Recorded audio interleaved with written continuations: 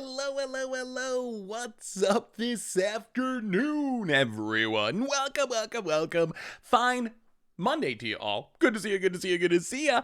What is up, Silent Song, the Great Destroyer, Elf, Stone Rain Production, Dog Day and Wildfire, good to see ya. Not a killer.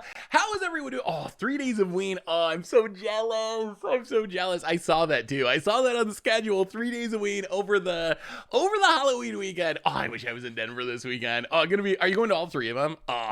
If I was in Denver this weekend, I'd beat all three of them for sure.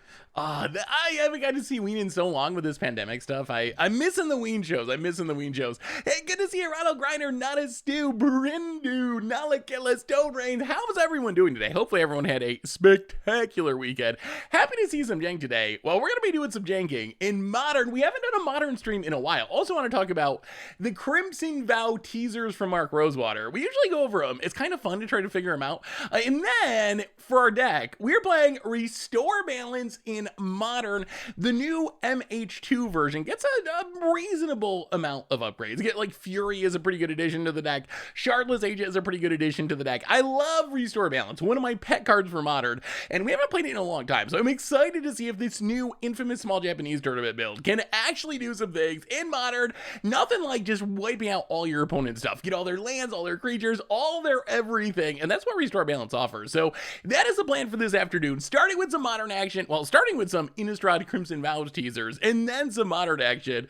Good to have you, Shumalia. How are you? Good to see you. So hopefully everyone had a spectacular weekend. My weekend was pretty good. Bear chewed through my internet wires, which was a little bit... Oh, Bear. Bear's wonderful, and he's doing super well. He just likes to chew things. He chewed through the internet, and then we had to go get another internet cord, and while we were driving to get the internet cord, he threw up all over the back of the car. So that was my excitement for the weekend, but...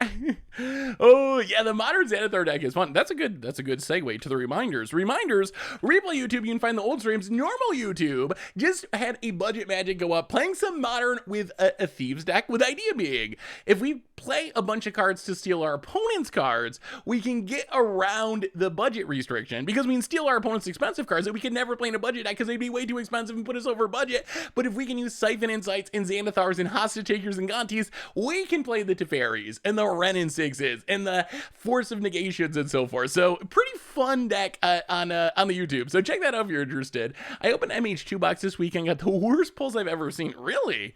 How bad can an MH2 box be? Like, no Ragavans, I'm assuming, just like the bad mythics. Ugh.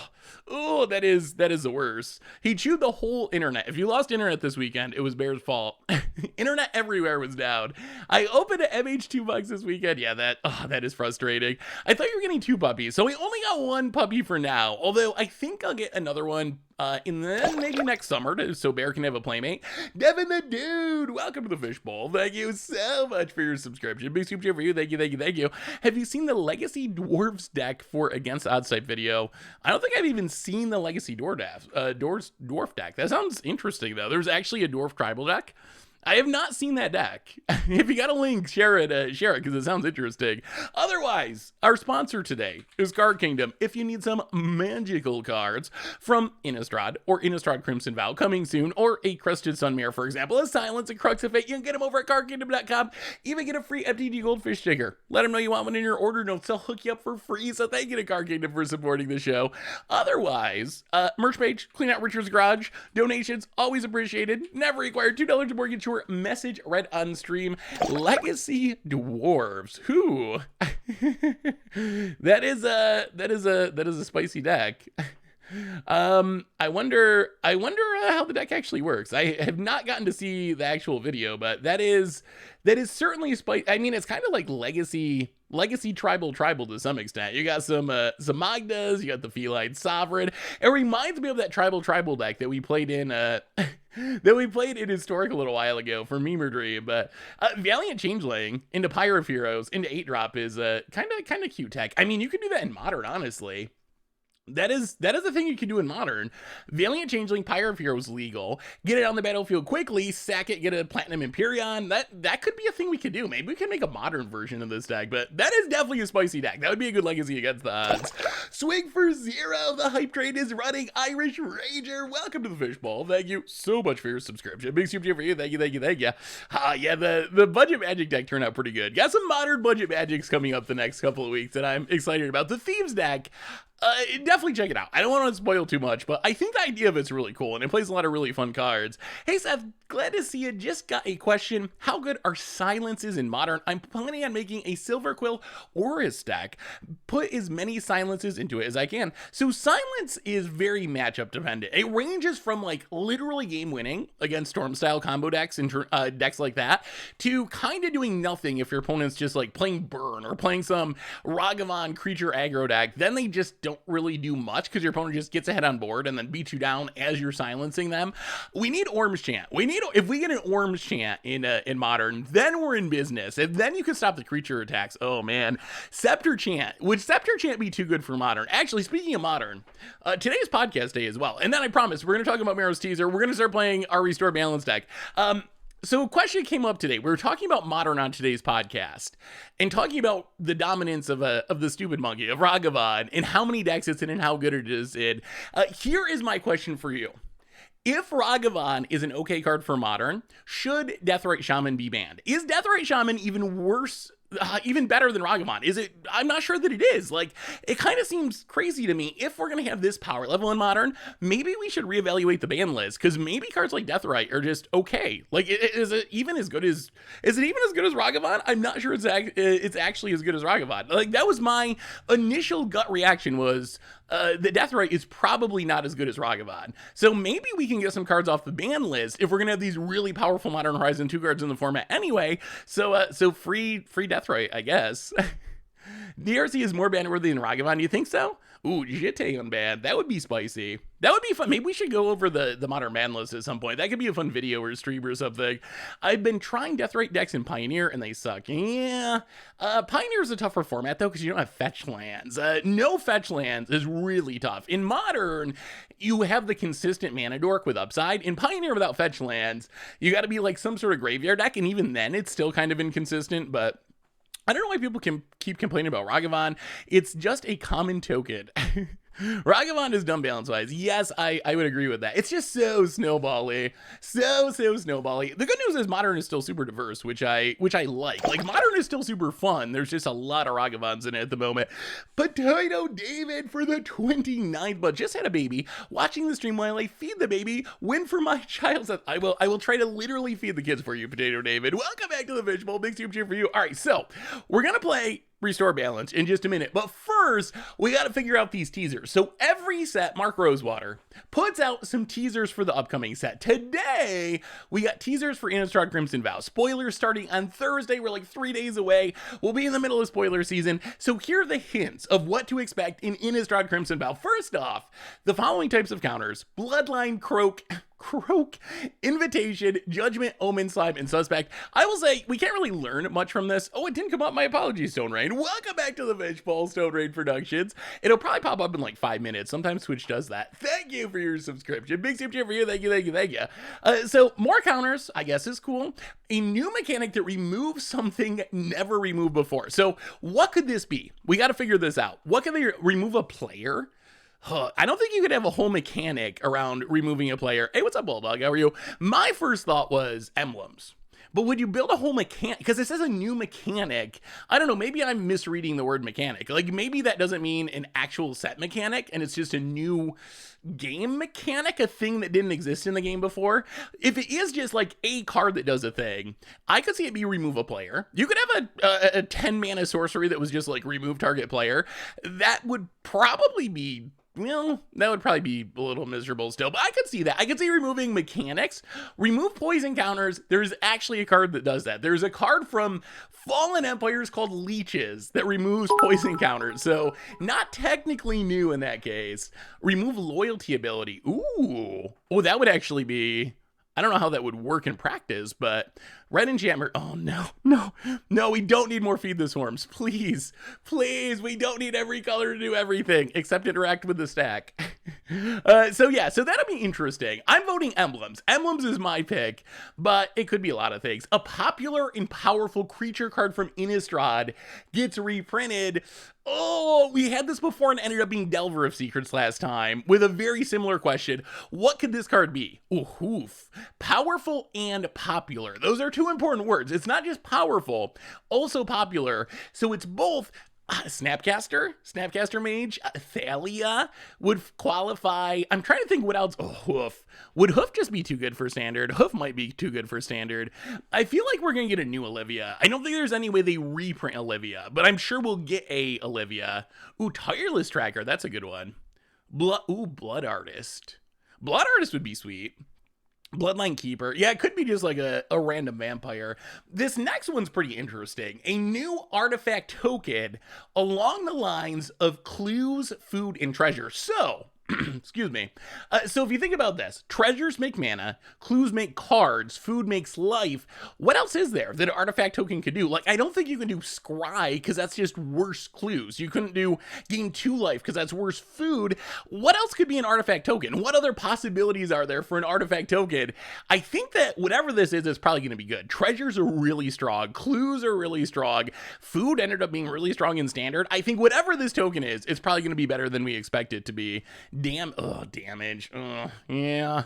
I mean, don't we have that? Isn't there like a card that does, isn't there a card that does damage? I feel like there was one that does that. Not a whole mechanic around it, but mill. What would mill be? Mill 5? Make a token that's like pay 2 sack at mill 5? That could work. A card that makes a red dragon illusion creature token with flying and haste. My guess is this is some sort of is-it flashback spell. Some sort of is-it flashback spell. Maybe it's a temporary dragon. Maybe it has the illusion text when it's targeted, it goes away. And it makes a hasty dragon. Maybe it's like a literal spark elemental. But so I don't know. We'll see. That one's not super exciting. A mechanic that first appeared as a faction mechanic returns. I wasn't sure what faction mechanic meant, so I actually looked up faction mechanic, and apparently there's like a million factions going back to like Mirage in the earliest days of Magic, so I have no idea what this could be. A new legendary creature that combines 2 characters that were previously each legendary creature cards. So 2 legends mashed together to make a new one. The first thing I thought of is Innistrad is what gave us like Bracella, right? With Bruna and Gisela melding together. Could they just make us up a straight up like Bracella card or something? One of the other meld pairs is a callback to Shatters over Innistrad. Yeah, that was the first thing I thought of too. Ooh, a double Planeswalker would be interesting. Yeah, Bracella. I think Bracella would be the most likely pick. Sorin and that could be a way to represent the marriage. Yeah, that might even be a better choice. Olivia and Edgar or whatever the marriage is. Ooh, I like that. I think that might be it. A new card that lets you cast certain cards off the top of your library. I don't know. We got cards that let you cast creatures. You can play lands. It could be something interesting. What if it was like you can cast cards with mana value of 2 off your library or something that like really pushed you to building a weird, wacky style of deck. So there's tons of possibilities with that one. I think it could be all kinds of things. A legendary character returns, but now as a vampire. The best pick I've heard for this is Thalia, like Vampire Thalia. Vampire Thalia could be pretty interesting. But I guess this could also be, I mean, we just got like Champion of the Parish as the zombie Champion of the Parish. My guess is it's got to be a human. It's got to be a human that turns into a vampire. Thalia is a good vet, but you could go with any other legendary human that is in one of the Innistrad sets, and it could potentially be there. Catilda, yeah, is Catilda iconic enough? Odric could work. Do you have a link? Yeah, I'll put the link to this in the chat as well. Sorin was never a legendary. Does it say legendary? Oh, it does say. Each had their own legendary creature card. Sorin has tons of legendary planeswalker cards. Well, maybe we're back to Bracella. All right, here's some rules text that'll show up on cards. Choose a number between 0 and 13. Damage, maybe. Flip that many coins. It could be a lot of different things. With mana value less than or equal to the number of vampires you control, gain control of a creature would be my guess. Some sort of yoink a creature if its mana value is less than your vampires, like a Rakdos sorcery or something. If it's red, you may cast it this turn. That's a weird one. Zombies you control flying. We just got a commander card that does this. It's probably just a zombie that gives your zombies flying, or it could be an enchantment, I guess. At the beginning of your upkeep, an opponent may sacrifice a creature. Okay, sure. Kraken, Leviathan, Octopus, or Serpent. We've seen cards that refer to this tribe before. This tribe has never really been good, like the sea monster deck, but it's cool we're getting another one. Doubling season tax, twice that many tokens are created instead. It could be like a big kicker style spell, like if you pay so much mana, then it doubles up. Whenever a human you control dies, gain a life. If it's a white card, if it's a black card, drain your opponent, maybe both. Put a counter on all your humans, equal to the number of permanents you control that are spirits and or enchantments. Damage? Could be damage. Counter a spell with mana value equal. No, that would be really bad. If you control exactly 13 permanents, gotta be some sort of alt win con against a hostile card. Creature types, not super interesting. Human, ranger, werewolf, angel, soldier, zombie, scorpion. That one's kind of interesting. I don't know if we got any zombie scorpions. Serpent, egg, eye, horror, human peasant, legendary. These are all legendary. Spirit, warlock, slug, horror. This might be the card I'm looking forward to most. Legendary slug horror. We never really had slug tribal. It might be time for oh no, not Tree of Redemption. There's no way. Actually, we are due for another tree though. Wait, both trees. Hang on. Let's look at this tree. These were both Innistrad cards, right? The original one was from the first Innistrad. Oh my God, we do need a tree. Oh my, that's the most important question. What other tree can they make? Because we had Tree of, wait, where'd they go? So we have Tree of Redemption from the original Innistrad block. Then we got Tree of Perdition, the opposite of it. What is our new tree going to be? There's gotta be a new tree. Even if it's not on the hint, there's gotta be a new tree. Yeah, this is the Mark Rosewater, teaser. But anyway, those are the teasers. We will find out more shortly. Hey, what's up, Lucid? How are you? Good to see ya. We'll find out more shortly. Spoilers start on Thursday, but for now, it is time to play some Modern. And we are restoring balance to the Modern format. Oh, I'm so excited for this deck. I love Restore Balance. Restore Balance is one of my favorite cards. It's just such a unique, cool archetype. One of the first ever budget Magic decks. But this is definitely not a budget build. So what is a Restore Balance trying to do? We're trying to resolve Restore Balance, which essentially makes each player discard cards, sack lands, and sack creatures until they are equal with the player with the lowest amount of those things. So what we want to do with this deck is hopefully suspend a Greater Gargadon so we can sack our creatures in our lands, and then we can use As Foretold or Cascade with Shardless Agent into Restore Balance. We sacrifice all of our stuff with the trigger on the stack to make our opponent lose every single thing they have. No lands, no creatures, hopefully no hand. And then our Greater Gargadon comes down and wrecks our opponent. We also have some Furies, that's a new addition. We got Titania to work with our Greater Gargadon to sack lands and make a bunch of 5/3s. And we also get just a bunch of new interaction, like Fire Ice is a new addition, technically costs 4 mana, so it doesn't get in the way of us cascading into Restore Balance. So we can play it in our deck, get a little bit of removal, get a little interaction, kill the stupid monkeys. And sideboard-wise, we have a little bit of a transformational plan with Crashing Footfalls.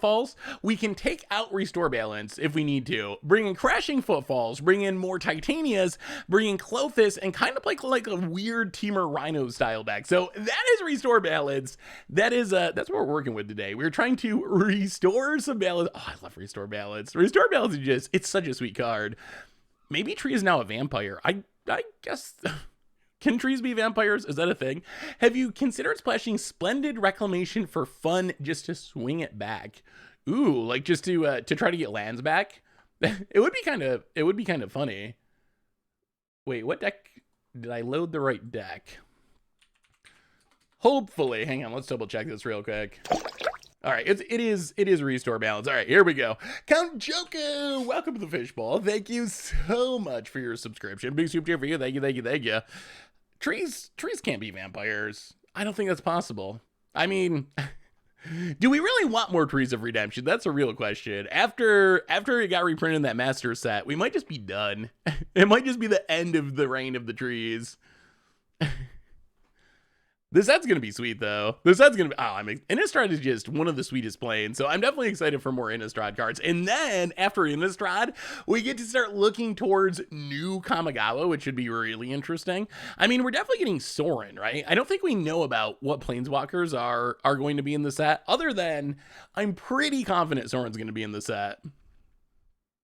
I got the tree card, Redemption of just flip it. Redemption of trees. Let's make people suffer like I did. Okay. So we got the Gargadon. We don't have the restore balance, but we're definitely keeping this. I think Gargadon's probably our most important card, because with Gargadon, we can turn restore balance into the hard sweep, which is a pretty big deal. Well, land, crack it. Get a mountain. Yeah, get a mountain. Suspend Gargs. Go. Well, our opponent probably knows what's up. Dyphon handing out the gift sub to Billy D. Williams. Welcome to the Fish Bowl. Thank you so much for your subscription. Big super cheer for you. Thank you, thank you, thank you. All right, so Gargs, we got Gargs sticking down. I don't even know if we want a Blood Moon. Our opponent's probably Hammer Time. Chandra was one of those cards from mid, so she's likely not in Crimson Vow. Yeah, I would doubt that we'd see many of the same exact cards. Yeah, Lango. I don't think we're going to see many of the same exact cards. I would be surprised. Maybe there's a creature from the first Innistrad that's turned into a vampire or something. But I'd be surprised if we saw too many. I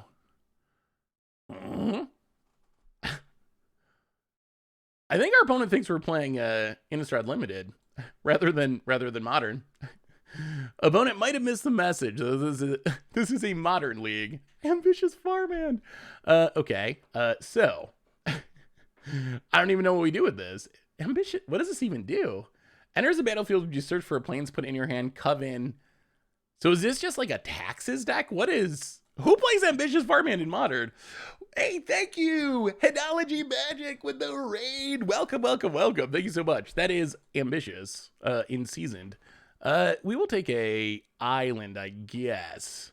I mean, I don't think Ambitious Farmhand is bad. I'm just surprised to see it in Modern. Hey, what's up, Headology? Welcome. Thank you. And Doran, welcome you as well. Thank you so much. Thank you. How was your stream today, Headology? All right, so opponent gets a plains. Sure. Do we play the Blood Moon? We can play the Blood Moon because we can, even though it's probably a negative. All right, let's take down Gargs. Oh my god, that's Shardless Agent. That's a Shardless Agent. Okay. Interesting. That changes things. Do we just have to do it? So we can Fury pitch the Blood Moon to get... Wow, we can just wreck him. All right, I think it's time. I think it is time. So we're going to Fury. Okay, check out this turn. Fury. Exile the Blood Moon. Get rid of that Ambitious Farmhand. We're pitching the Fury now to get cards out of our hand. We want to get as many cards out of our hand as... We're going to put our opponent to 0 creatures, 0 lands, and 2 cards in hand. That's it. That's all. And we're going to have a Shardless Agent, and we're going to have this Gargadon coming down. Oh, I love Restore Balance. Oh, Restore Balance is so good. All right, opponent. What do you say? Oh, not so ambitious after all, are you, Farmhand? Hypothetical. Is Magic better, worse, or the same if we expand sideboards from 15 cards to 30 cards? So I think what you'd run into... So here would be the unintended side effect that I think people would not like, is I feel like that would benefit control decks way more than more proactive decks. Getting more sideboard cards, I don't think is super helpful for your mono red aggro deck or whatever, but it would be super helpful for your control deck to be able to have twice as many Wraths and twice as many cards for different matchups. So I feel like it would power up control and power down aggro and probably combo to some extent. It probably helps mid-range to some extent too. So I would go with I don't know. I'm going to go with Worths, although I'm not 100% sure. Rorik's Venture. Good luck balancing, Seth. Hoping Vampires can be playable next standard. I, too, am hoping Vampires can be playable next standard. All right, so Farmhand down. Fury goes away. I don't know how our opponent gets back in this game. Gemstone Mine. Make some mana. Shardless Agent. Cascade. Here it comes. All right. Restore balance on the stack.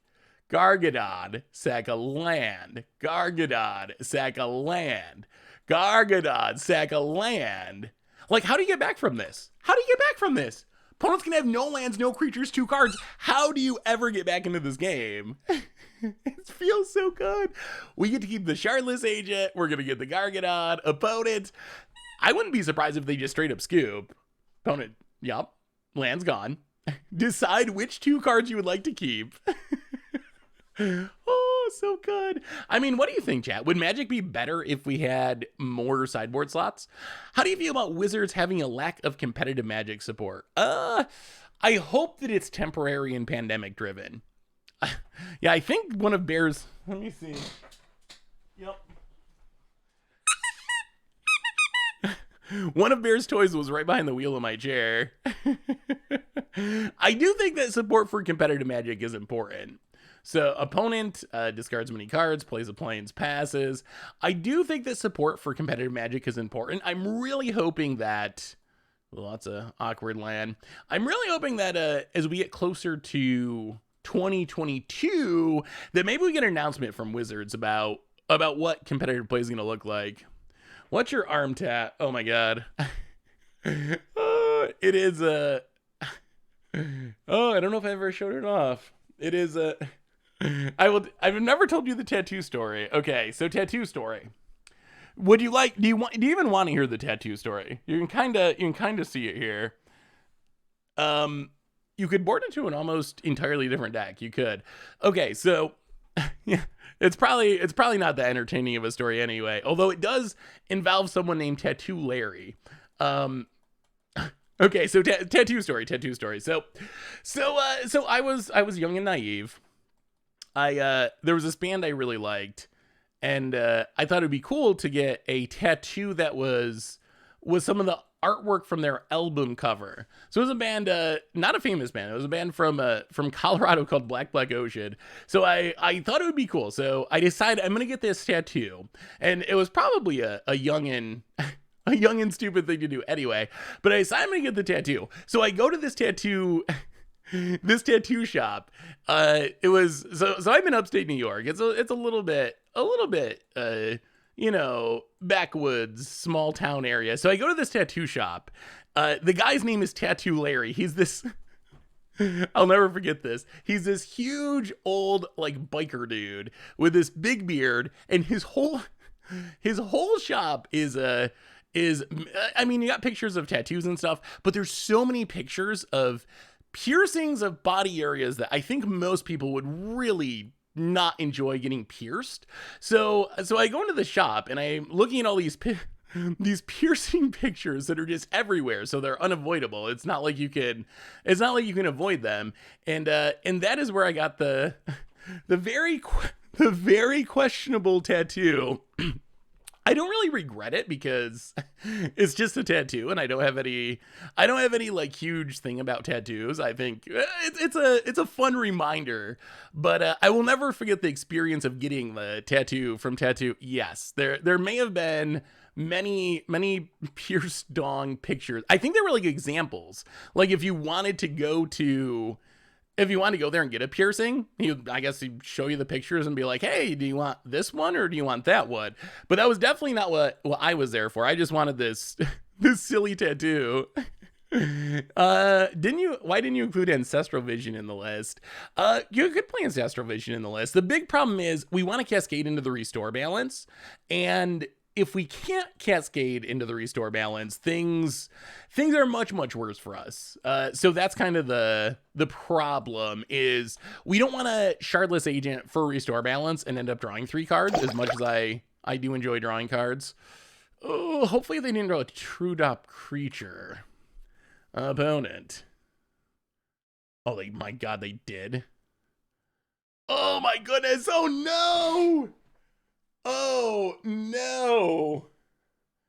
Our opponent could draw their way. They've drawn so many land. What an insane running. Oh no. Kathori, welcome to the fishbowl. Thank you so much for your subscription. Big super for you. Thank you, thank you, thank you. I'm waiting for the one day for the stream to die because Bear ate through your internet cable. Yeah, good thing I wasn't streaming yesterday or that would have happened. Wow, our opponent might actually be drawing out of this. And we are not hitting lands, period. No way. No way. No, they ticked up their violin and drew a 3-drop. At some point, this is feeling impossible. While we really need to draw lands, go attacking. Wow, I thought we had this 100%. Opponent does take up the vial, does draw the 3-drop. Oh my God.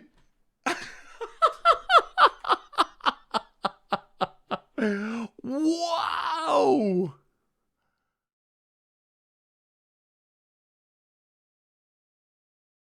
Oh my goodness.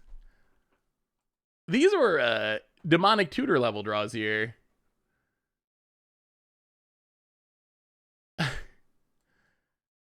This is kind of blowing my mind, honestly. Our opponent's top deck skills are off the charts today. Yeah, I was going to get 2 dogs. Opponent finally draws a non-threat, and it's a land that turns into a creature. Opponent goes attacking, hits us. Wow, the math on this has to be astronomical. That's not a land. We will pass the turn. All right. I mean, I think we're going to lose this now. The odds on this are so ridiculous. Hey, what's up, Vixdix? How are you? Good to see you. Good to see you. Opponent. Vial. 3. Draws another land. Remember, our opponent had 2 cards in hand. When this started, our opponent had 2 cards in hand.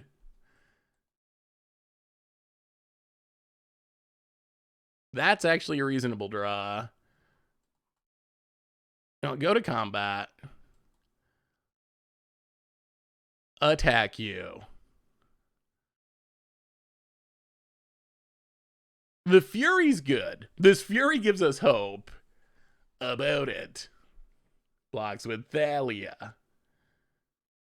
Yeah, this Fury's huge. Opponent.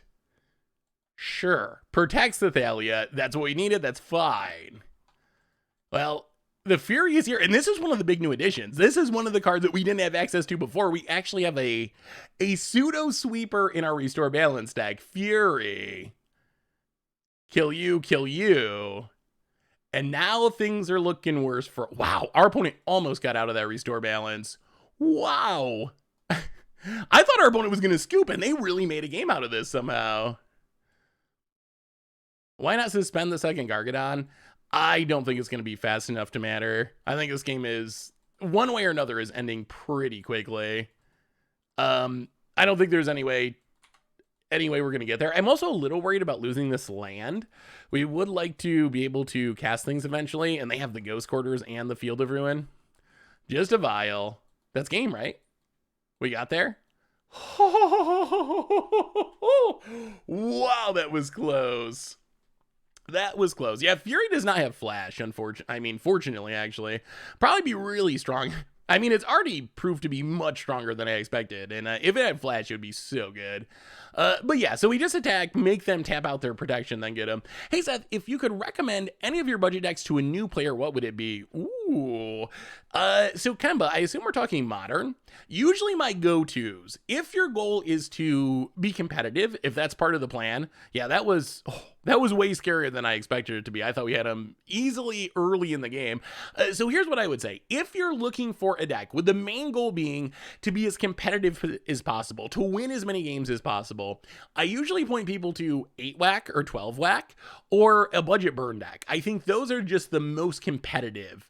If your number one thing is, I want to win my FNM, I want to win a league on Magic Online. Actually, someone recently took the 12-whack deck and 5-0'd a league on Magic Online. I think in last week's Magic Online League dumps, someone went 5-0 with it. So it is a deck that has the power to like win tournaments like that.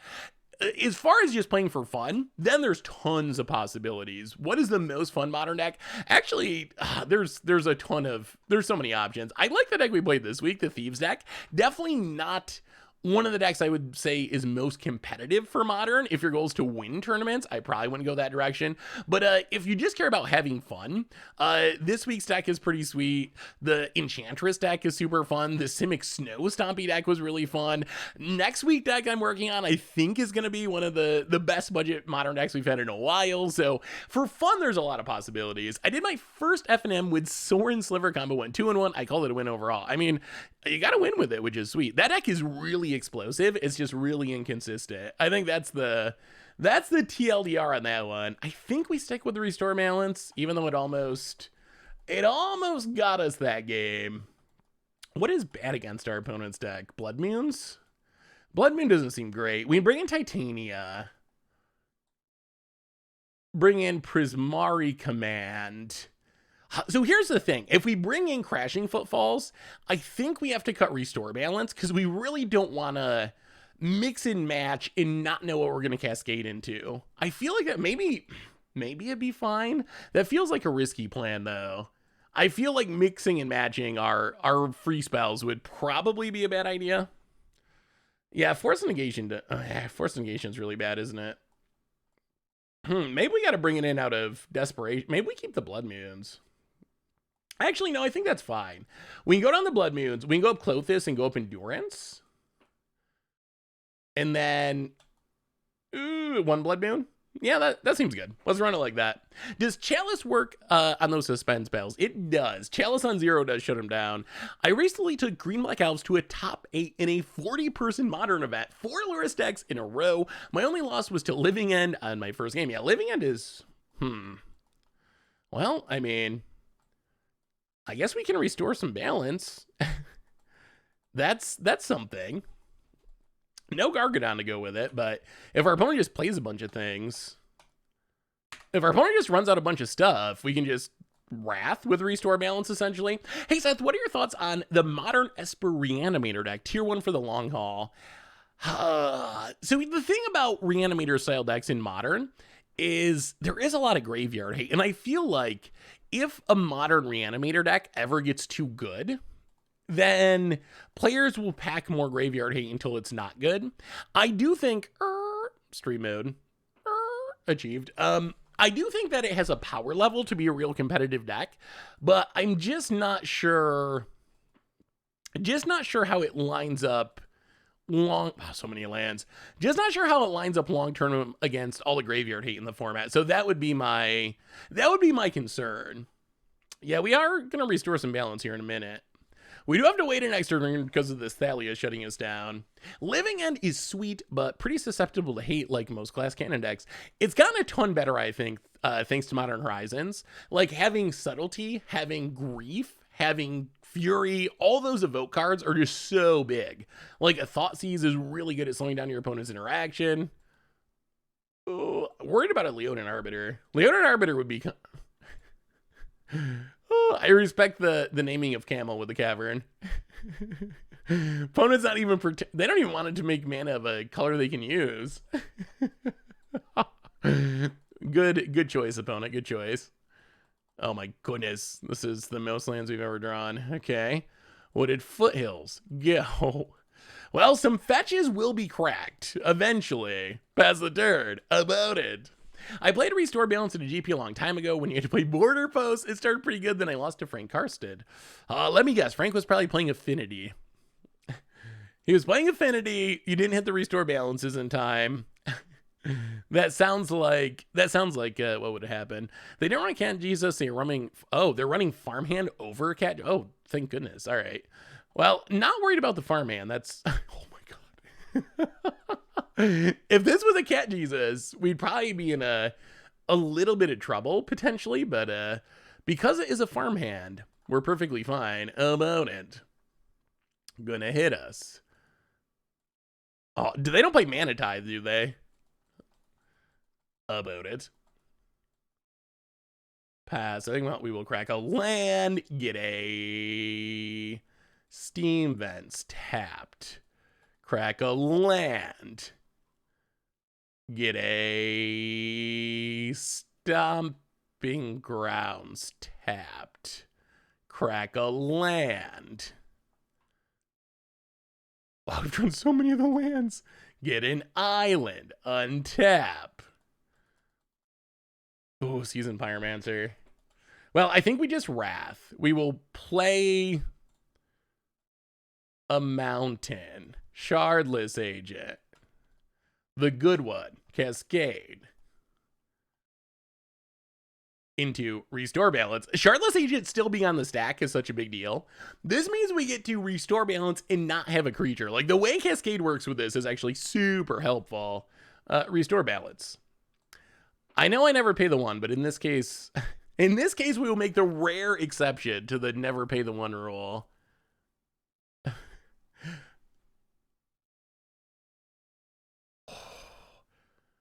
They just buffed the Mana Tithe. That pump fake. That pump fake. All right. So creature's down. We have to discard a card, which is fine. I mean, Arbiter and then the Ghost Quarters could keep us, especially with Thali out, could keep us off of the mana we need to actually cast our stuff. 1, 2, 3, 4, 5. All right, discard the Scalding Tarn. We get the Shardless Agent, your go opponent. And we need the Gargs. We need the Gargs. We need the Gargadon. Yeah, so that would be the concern. And we saw they have Field of Ruin too, so I assume this is kind of a weird choice though. Like if you're going to play like 8 Ghost Quarter effects between Ghost Quarter and Field of Ruin, I don't know about this ambitious farmhand. Well, thank you, opponent.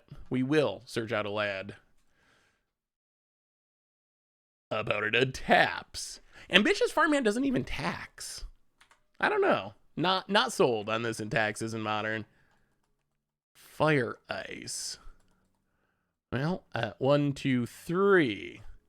Seasoned Pyromancer. Discard some of our million lands. Which were so many lands this game. Discard. Ooh. Oh my god, as for total restore balance. Okay. Land. As foretold. Go. Oh, Hyuga Man for the 31st month. Welcome to the Fishbowl. Thank you so much for your subscription. Big super for you. Thank you. There is Knight of the White Orchid. There are white cards in Modern that ramp you.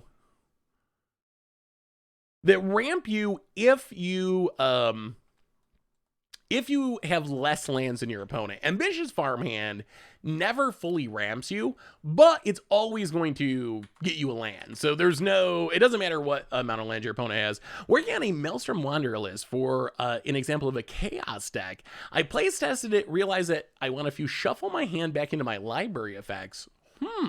To make sure I could shuffle away all the 0-mana spells I had in the deck list. That's interesting. PK ran with the farmhand and went 5-0, but I've hit it in my testing. Oh, another restore balance. Oh, this means Shardless Agent doesn't do anything. Huh. Awkward.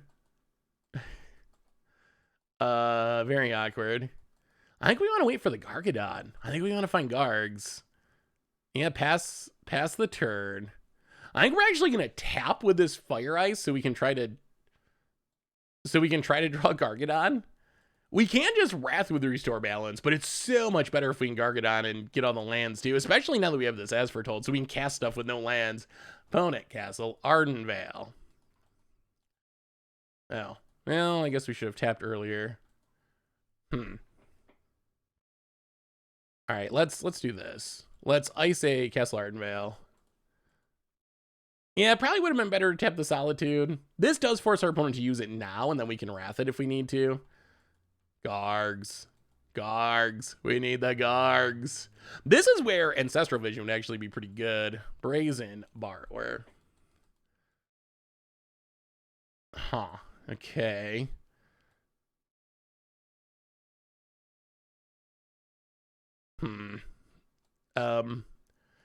Yeah, pass the turn. Drop to 9. About it. Passes. Tick up. Season Pyromancer. 1, 2, 3. Season Pyromancer. Discard. We're not going to draw lands because we just don't have them in our deck. All right, pass the turn. Pass the turn. Keep waiting. We will find the Gargadon eventually. And once we find the Gargs, things are going to be sweet. Hey, what's up, Echo? How are you? Ghost Quarter won the finals of the Pizza Box Brawl tournament last night by giving the opponent a chance to shuffle his before he put the deck Niv Miss It away. Ghost Quarter won the...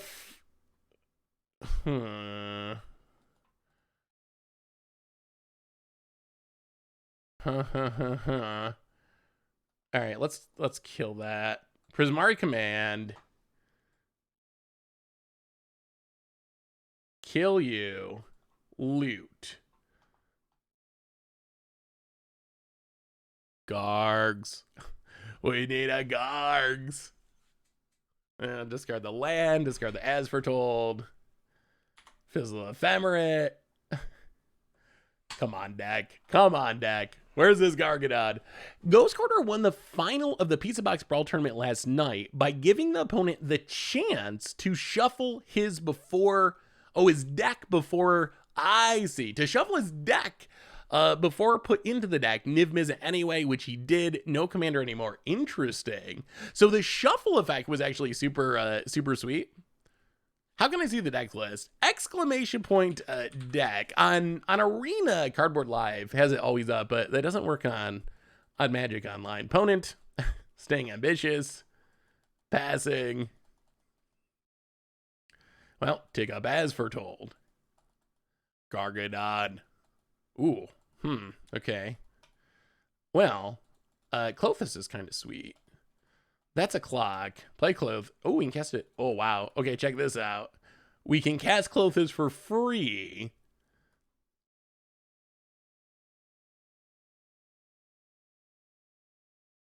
And then we can hard cast Fury.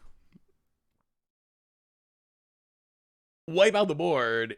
Do we even Fury? 1, 2, 3, 4, 5.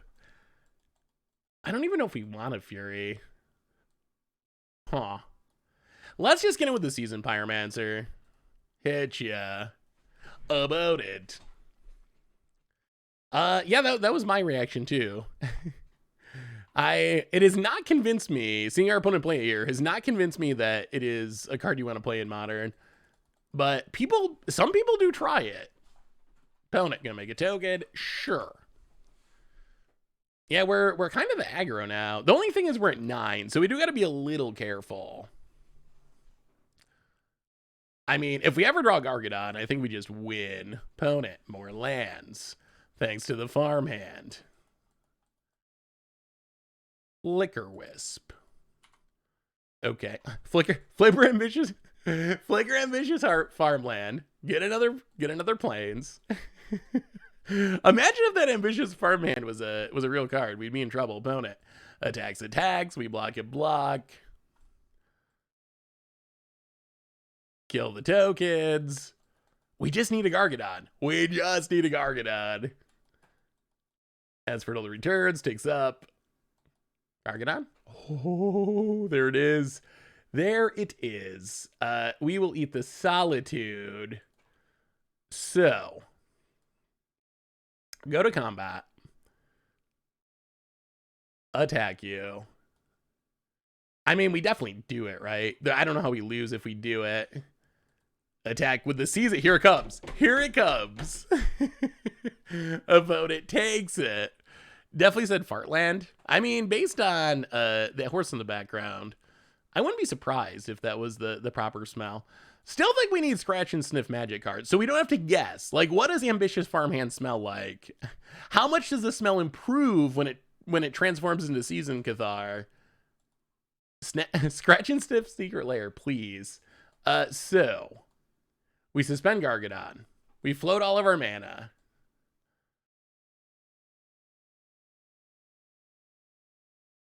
We sacrifice Actually, we cast Restore Balance. We sacrifice everything to our Gargadon. Sack, sack, sack, sack, sack, sack. Oh, I can't undo, can I? So it's possible, this might have been a small punt. It's possible that we should have cashed in that land to make red mana so we could just cast a Fury to speed up our clock.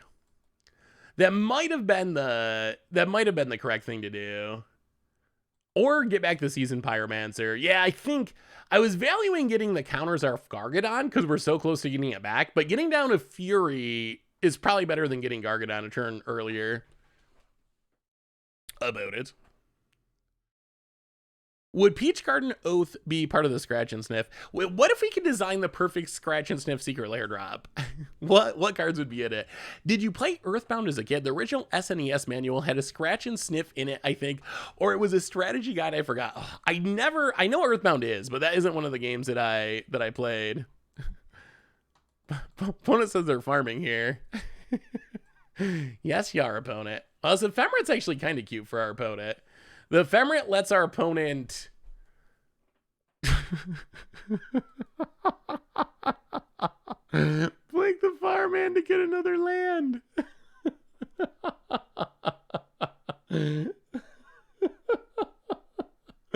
Oh, it's so good. Oh, this ambitious fireman's going off. It's going off, I swear. We'll keep the Restore Balance. Pass the turn. Overpower another land, and it sticks around after the restore. Like, how do we beat this? How do we overpowered? I take it all back. I take it all back. I respect it. And they get to do it again. Broken. Ban it, wizards. Move over, stupid monkey. We now have an ambitious farmhand in modern. Hot soup would be good. About it. Passes. Well, take down the Gargadon. We draw Fury. Exile a something. Hit ya. I mean, this Clothis is going to do a lot of work. We're going to pass again. If we can Fury, we can get rid of everything next turn before Gargadon comes down. About it. Adapts. Where was Upside Down Stranger Things land from? That was a card that they didn't... It's with the Lair Drop. It's one of the cards in the Lair Drop. They just held it back and didn't preview it along with all the other cards. But it is just another card from the Lair Drop. All right, Garg's taken down. As for Told taken up. Scalding Tarn.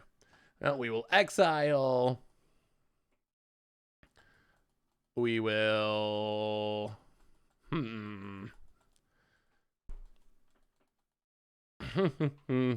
Play Scalding.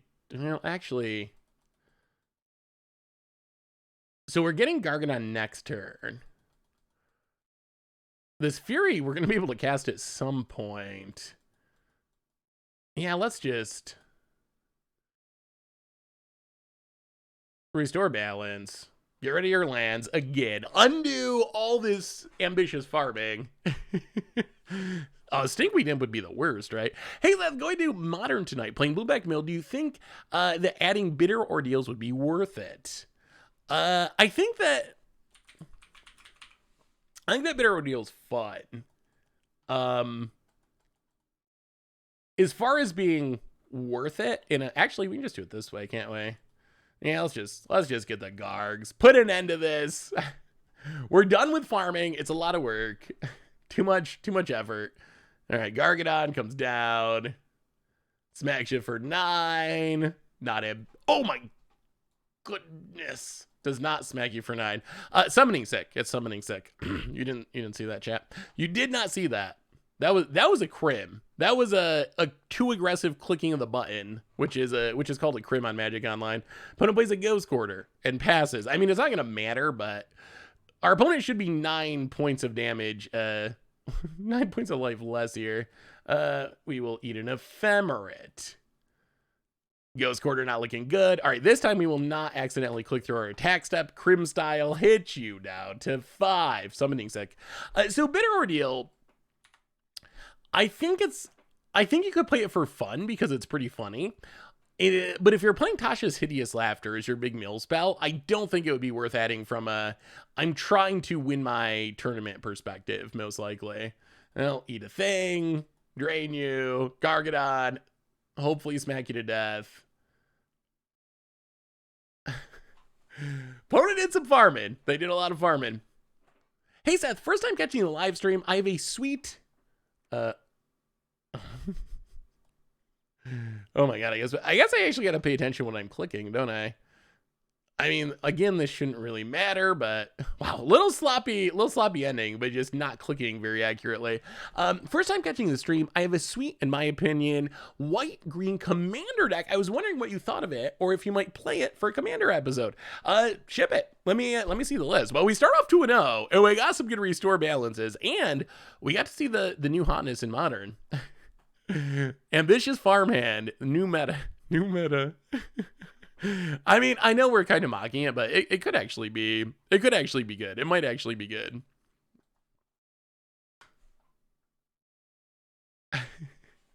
Yeah, the ending slightly sloppy. Just a smidge sloppy.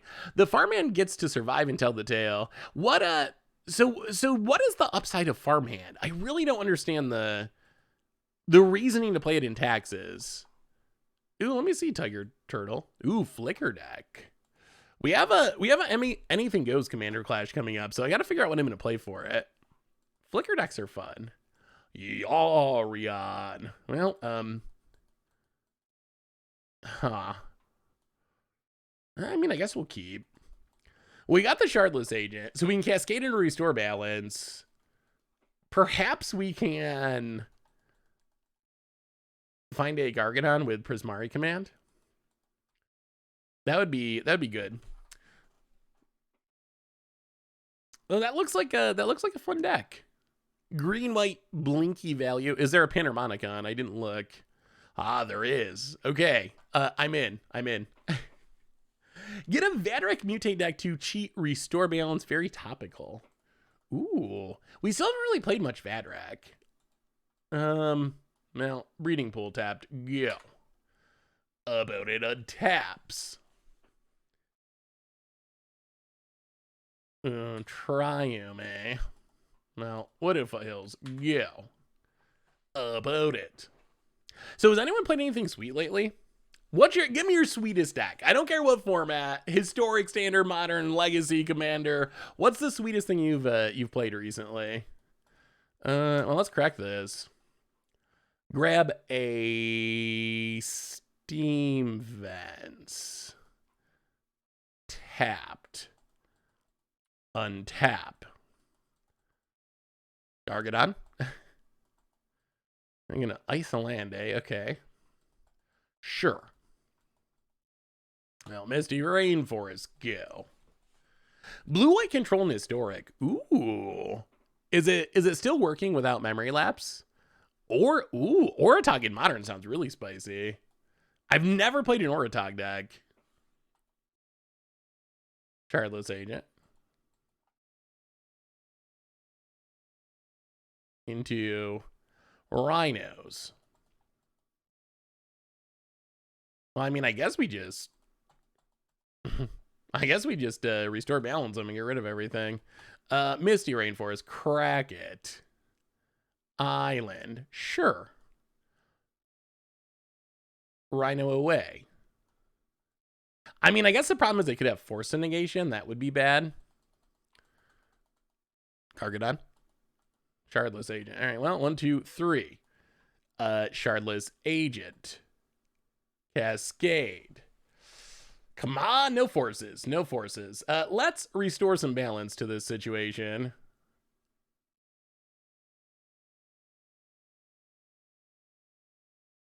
Please. No force. I mean, it's a good answer to the Rhinos. A Sarah Caloran, yeah, that deck's super fun. Cascade Wars. Shardless Agent Battles.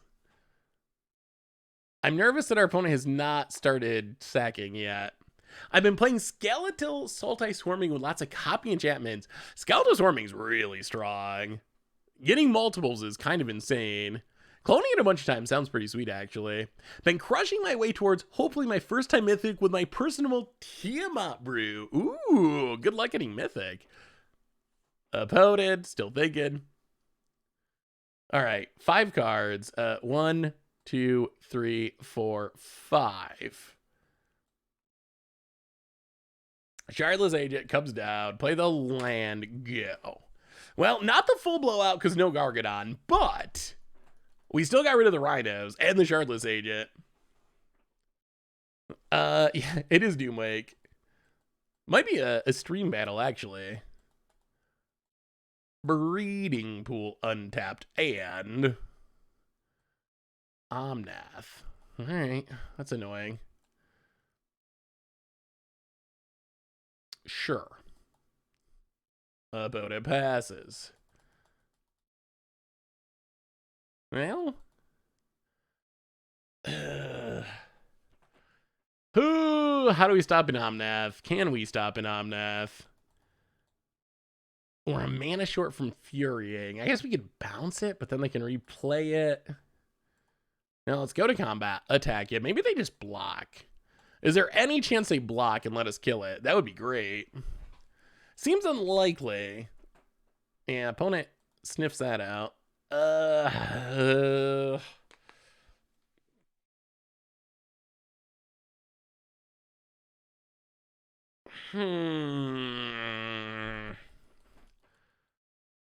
How bad is our opponent untapping with with Omnath? How bad is it?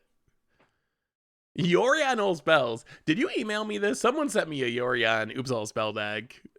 And the idea is kind of hilarious. Oh. I really want this Prismari command to dig for.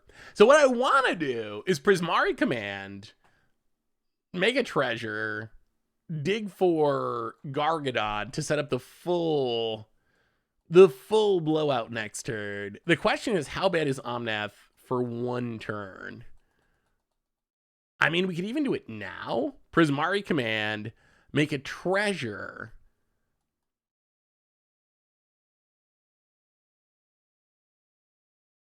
Yeah. It's pretty painful to Fury pitch the Prismari command to kill the Omnath. Do we have to do that? We might just have to. The problem with upkeep bounce is they got enough mana. They replay it, they draw a card, fetch land, immediately get the mana back. So it's not even much of a time walk because Omnath makes all that mana, so it just doesn't do much. Omnath. Why Omnath? All right. All right. I think you're correct. Oh, it hurts. It hurts. I think we got to do it, but that was painful. That was so painful. Yeah, I think you're right. I think we just got to kill it, but ouch. Ouch, ouch, ouch, ouch. Do you ever feel like Modern Horizons Standard? I feel like sometimes Modern isn't a reflection of Standard past anymore. Our opponent didn't even have a land? Oh my god. Oh my god, so unnecessary. All right, go to combat, hit ya. So actually, I was trying to figure out, because today's podcast day, and I want your thoughts on this. Hey, what's up, Forbidimir? How are you? I want your thoughts on this. So today's podcast day. Podcast goes up after we finish the stream in a couple hours. So it was kind of a quiet week in Magic. It's not like we had spoilers or anything like that.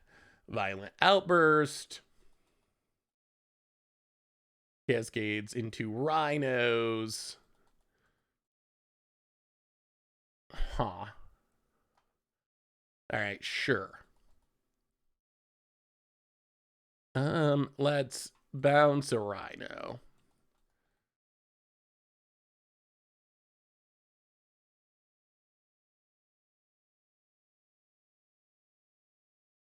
about it. So the podcast is today. And didn't have any like super big new topics because wow, they're gonna spend their force negation. Sure. Wow, they also pitch a Prismari command. So didn't have any super big new topics. So we're trying to figure out what to talk about. We ended up talking a lot about Modern and exactly what you mentioned, the impact of Modern Horizons on Modern. And I think you're right. Like Modern does feel a little bit like Standard now, like a really expensive rotating format. Which I don't know if that's a positive, really. Like, I love Modern. I love Modern. Modern's my favorite format. I love Modern Horizons. It's one of my favorite sets. However,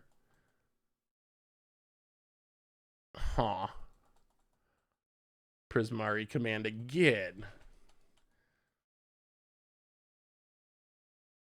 Well. Oh, Cascade Wars continue. If you look, just look at this. I don't know if I've ever showed you this. Have you looked? There's a page on the Goldfish site. If you go to popular cards, you can look up the most played cards in a format. Go to Modern. Go to Modern. Look at the top 10 creatures. This is Modern, a format with 20 years of cards. 20 years of the best sets in Magic's history. Look at the most played creatures in the format. We have Lurrus, which not Modern Horizons, but printed in the last year. Endurance, Modern Horizons 2. Solitude, Modern Horizons 2. Sanctifier, Modern Horizons 2. Ragavan, Modern Horizons 2. Fury, Modern Horizons 2. DRC Direct, Modern Horizons 2. Stoneforge, Brazen Borrower, also last year. Esper Sentinel, Modern Horizons 2. 7 of the 10 most played creatures in a format with 20 years worth of cards is from a single set. In some sense, and this, don't take this in the wrong way, because I really enjoy Modern, and Modern is still very diverse, even though you see the stupid monkey a lot, but it's still a very diverse format. There's a lot of different decks, but in some sense, I feel like Modern Horizons 2 is Eldraining the Modern format. Like what Eldraine was in Standard, where it felt like every match you were playing against, a bunch of Eldraine cards, somehow Modern Horizons 2 managed to do almost the same thing to a format with 20 years worth of cards, like 50 sets in it or some ridiculously high number. I mean, probably more than that actually. Somehow this one set, it's just everything, even the spells. Prismatic Ending, that's Modern Horizons. Counterspell, Modern Horizons. Force of Negation, Force of Vigor, original Modern Horizons. This is a unrecognizable format compared to what it was before. I'm not saying this is a bad thing. Again, I love Modern Horizons, but the impact of Modern Horizons 2 is not to be sold short. Like, it is. I've never seen anything like it. I didn't know it was, I mean, I guess anything's possible. Wizards could print a bunch of Black Lotuses and just break the format, but it is kind of insane. It is kind of insane just how big of an impact it has had on the format. Sorry, we're actually playing a game of Magic here too. Shardless Agent. Restore ballots. Get rid of a Rhino. Make you discard, make you lose a land. I wonder if we're going to regret not spending this Force of Negation earlier. Maybe it would have been worth just killing the last set of Rhinos. Maybe we should have just countered it. That's possible. But yeah, so I don't know. Do you think that's a good thing or a bad thing? How do I mail you a deck? Like email? SaffronOlive at mtggoldfish.com or Seth at mtggoldfish.com. Goes to the same place. Physical mail. If you want to physically mail me something, there is a P.O. box. Labrador 64, first time sub. Welcome to the Fishbowl. Thank you so much for your subscription. Big super chat for you. Thank you. I think, so my concern is, like, I think the format's fun, and I've really been enjoying the format. Yeah, we actually went over the teasers at the start of the stream today. Definitely hyped for Crimson Vow. Crimson Vow is going to be sweet. It's going to be so sweet. My concern is kind of the price thing. Rotating works for Standard, because even though all Magic cards are expensive, Standard is like, what, a couple $100 for a deck, maybe $100 if you get a budget deck, maybe $300 or $400 if you get the, geez, all right, well, we might be in trouble. So I think the lesson from this is, I guess we should have been much more aggressive with our Force of Negation. But rotation can work for Standard because decks are not are not ridiculously expensive. Hey, what's up, Razor? Good to see ya. Decks are not ridiculously expensive. Like, they're expensive. All Magic is expensive. But in modern, decks are $1,000, $1,500, $1,700. Having a deck that costs $1,500 rotate, that's painful. That's a lot of money that you're potentially losing if all of a sudden your Jund deck is not a deck anymore. God. Yeah. Well, I mean, I guess we can stay in it because there's some chance that we... Wow. Yeah, I'm definitely regretting not countering that last Crashing Footfalls. Was not expecting our opponent's 80 cards deck to just have a handful of force negations, but, well, we got to draw I guess a Shardless Agent. And there's the land. Not, well, okay. Islet, crack it. Well, lesson. Should just, I guess, fire off your force negations at any possible target. Yeah, we had a chance earlier to use it, though, and we didn't. All right, so opponent playing a pile of Modern Horizons 2 expensive Magic cards. What do we want to fight against this deck? Ooh, a Restore Balance gets them, although Force Negation is kind of annoying. Let's bring in Titania. Being able to make a bunch of 5/3s seems good against a bunch of Rhinos. Maybe Clothis? Mystical Disputes? I mean, Blood Moon's great. What's even bad? I guess we can go down Fire Ice is probably pretty not exciting. Fury's kind of okay, but not great. Oh, we just gotta stick a Blood Moon or Restore Balance. That's what we did not manage to do that game. Brazen Borrower... Blood Moon, good. Force Negation, probably okay if we cast it earlier. Huh. How do Yarion decks end up being so consistent? That's probably the most shocking part of Yarion is definitely a big lesson that you can play more than 60 cards and your deck can still be super consistent. Another Fury? Actually, let's go down Force Negation. Force Negation just makes me sad. Prismari Command is bad. I feel like its filtering is nice. Like, we have certain cards that we really want to hit. I saw Crimson Vow spoilers. I saw this Crimson Vow spoiler schedule. It was Goldfish not getting spoilers anymore. No, Goldfish still gets spoilers. Wizards is just... Yeah, I guess we keep this. Wizards is just trying to spread the love a little bit when it comes to spoiler season. So not everyone gets a spoiler every time, but definitely still have more spoilers in the future. We just don't happen to have one this time. Fictional, welcome to the Fishbowl. Thank you so much for your subscription. Big soup cheer for you. Thank you, thank you, thank you. Well, Misty Rainforest, go. About it. Untaps. How many Force Negations do they have? Plays of Plains, passes. Well, crack it. Get a... Steam Vents tapped. Untap. And... Boy, again. Every time. All right, play a Forest. Pass the turn. About it untaps. Does Krim have one? He might have one. I didn't actually check specifically to see if Krim had one. I mean, plus that's true. I mean, we do the daily spoilers and they're all on Twitter, so there's still a ridiculous amount of spoiler coverage, whether we actually have an official one or not. Opponent cracks the Wooded Foothills. And Shardless Agent. Well, this time I think we got to do it.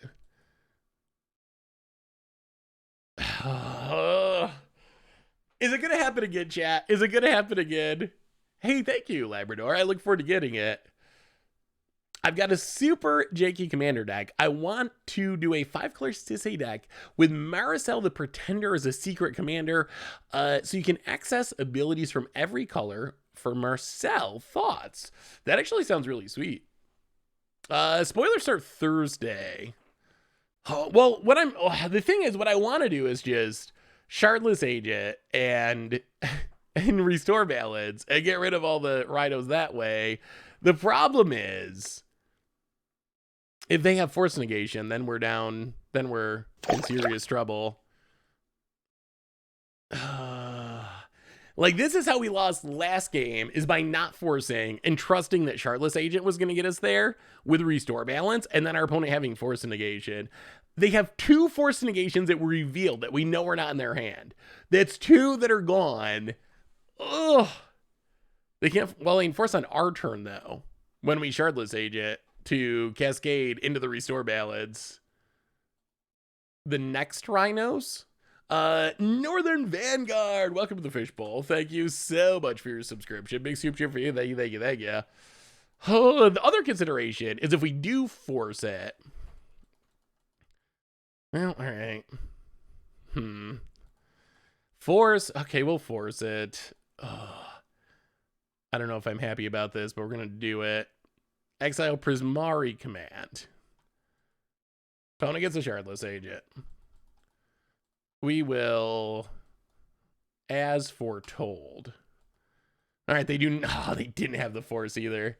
Oh, they didn't have it. We could have got away with it. Opponent gonna get in and hit us with a Shardless Agent. Down to 17. Steam Vents untapped. Omnath. Well, hopefully they still don't have it. Scalding Tarn Kraggeth in the deck. Get an island. Come on. Come on. Come on, Gargs. Come on, Gargs. As we're told. Mystical Dispute. Oh, that's actually pretty sweet. 1, 2, 3. This is good for us. Shardless Agent. Cascades. We got the force covered. Restore balance. Out of your creatures, opponent's got to discard 3. They got the force. That's okay. We have a mystical dispute. Restore balance. Get them. Hopefully. No, you don't have another one. Okay. Oh, so opponent's down to 2 cards. We cleaned away the board. Restore balance coming through in the pinch. You can't force of negation's weird because it's not like Legacy. You can only force during your opponent's turn for free. Oh, the mystical dispute was key though. That was big. So what do you want out of Innistrad Midnight Hunt? Is there anything in specific you're looking for? We've talked about this a little bit. I really want more tribal support for the underappreciated tribes. I want to see humans. I want to see zombies. I want to see those kind of decks actually do things in standard. Well, all right. 1, 2, 3. Season Pyromancer. Discard the As Foretold. Draw 2. Oh, that's a Blood Moon. That's a Blood Moon. Okay. Blood Moon is game if we get it down, I think, or very close to it. Opponent untaps. Oh, come on, Blood Moon. Come on, Blood Moon. About it. Fury. All right, that's gonna make this Blood Moon less of game. Kill some things. Okay. That's a clock. I'll tick up. Force of negation. Okay, well, we're gonna Blood Moon. Still. Actually, I guess we just As Foretold it. Blood Moon with As Foretold. Pass the turn. Opponent untaps with the Fury, which is a clock. I hope to see some cards for my Niv deck in Historic. Ooh, Historic Niv is sweet. Opponent gets in.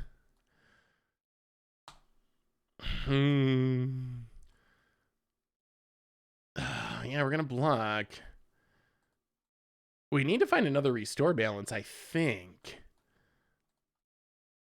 I'll make a couple dorks. Untap. Take up As Foretold. Mounted, not super helpful. Hit ya. How do we... How do we stop a Fury? About it untaps. Oh, there's a Crashing Footfall suspended. Okay. Opponent will find a way to make rhinos. Oh my god, another one suspended. About it goes attacking. Come on, Dag. Don't, not like this. Not like this. Untap.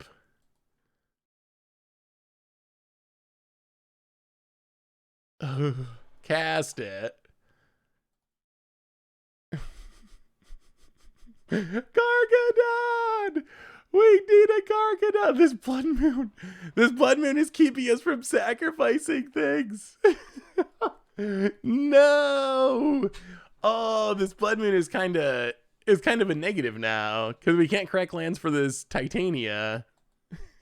Who would have thought? Who would have thought blood moon would betray us? Oh, well, we will keep blocking.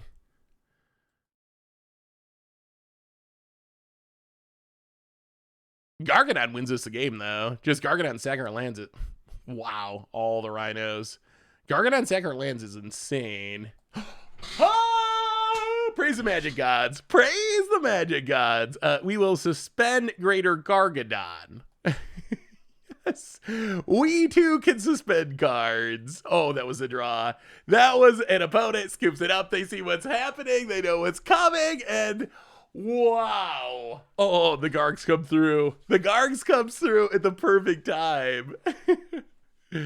Oh. All right. Well, can we do it one more time? Oh my god, so many rhinos. So many rhinos. Yeah, Blood Moon was scary for a minute, but our Lord and Savior, Greater Gargadon, ended up coming through in the end. Hey Seth, check out my Bladewing the Risen Legend Rule Exploit combo budget deck. Ooh. That's sweet. I've played Bladewing combos in Historic. I've never tried to play it in Commander. So the idea is you make a copy of Bladewing to keep...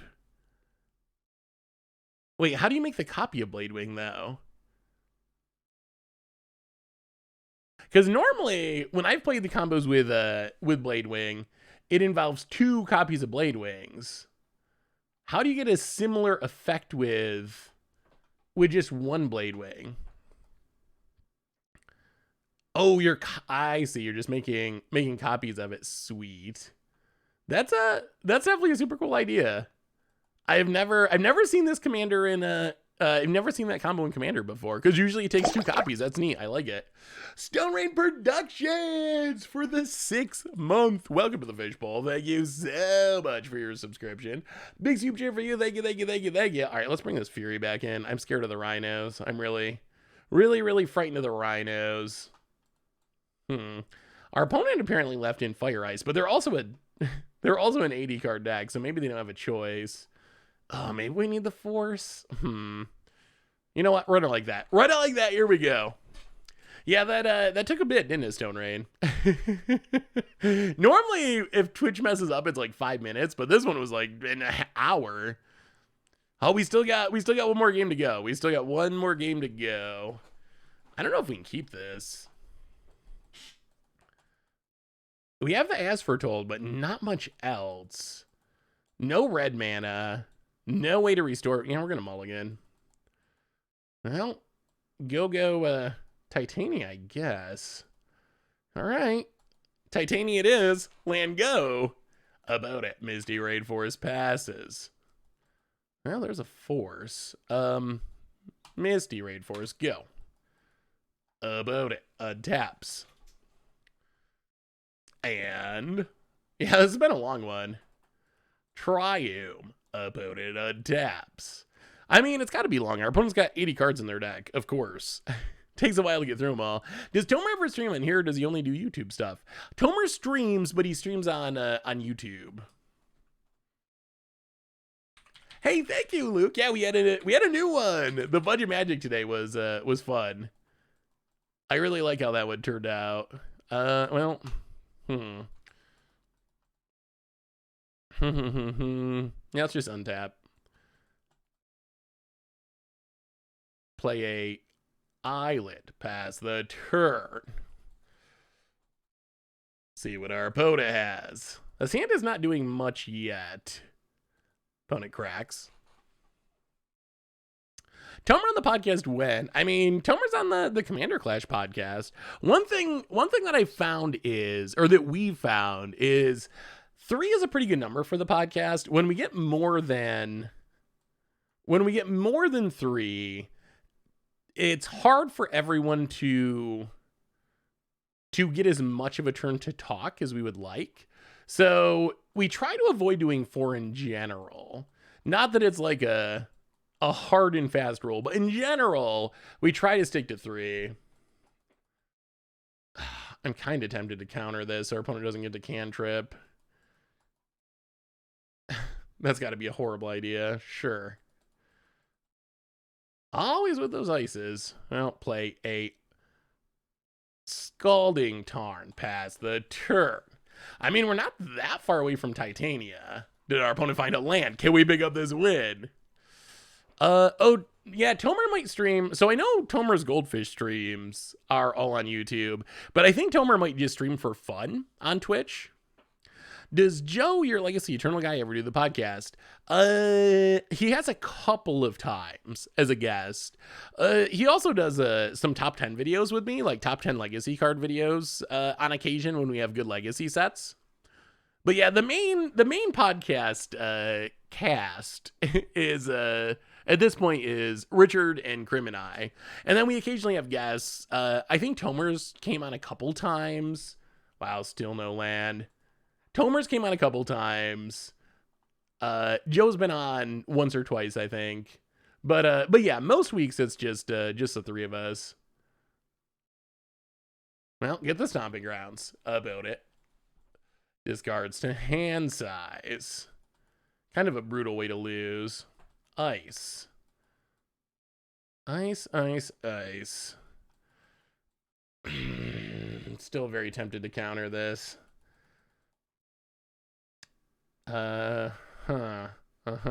Sure. We draw forest.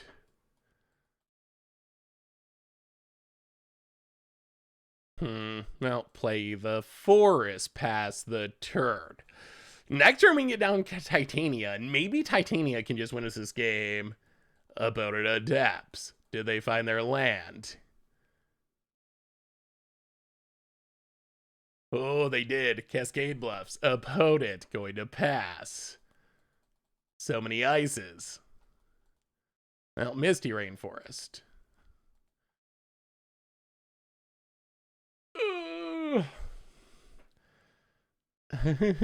Do we do it? Oh, how risky is it? How risky is it? What's the worst case? Do they rhino us? How are you going to kill Crib first next episode to keep the Clash streak going? Ugh, I'm going to do my best. The more episodes Crib has to say Clash on, the better. All right, how do we do this? Oh, all right, we'll pass. I wonder what's in our opponent's deck. Like, I wonder how many counters they have for something like Titania. Opponent. Cascades. Into rhinos.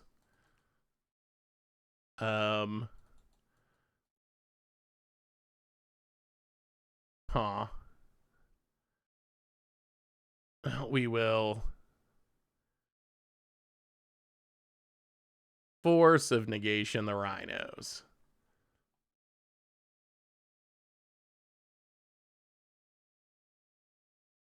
We will crack the Misty Rainforest. Please tell us there's blue mana. Get a island. Mystical Dispute, the force of negation. Oh, rhinos answered. For now, opponent taps. Come on. No more rhinos. No more rhinos. To fairy. Okay. Well. We will Titania. I think the time has come. Titania. Get back a fetch land. Pass the turn. Opponent taps. Oh, I think we got a shot. I think we got a shot against this pile of insane cards. Opponent. Shardless Agent. Gonna try to find some rhinos. Yep. Well, we get to see our opponent's deck. Rhinos. Shardless Agent. Takes up to Fairy. Well, crack Misty. Get a land. Breeding Pool tapped. Opponent passes. Fetch land? Fetch land would be good. Prismari Command.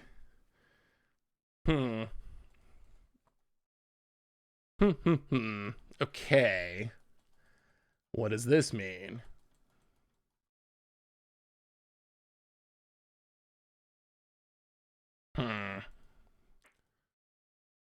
Well, let's 1, 2, 3. Prismari Command.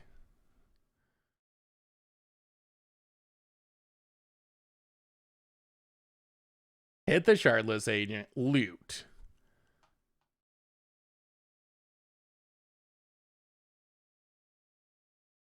Discard. What? Mystical Dispute. Shardless Agent.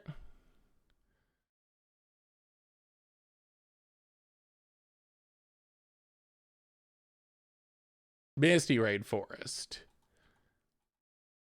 Go to combat. Attack to Fairy.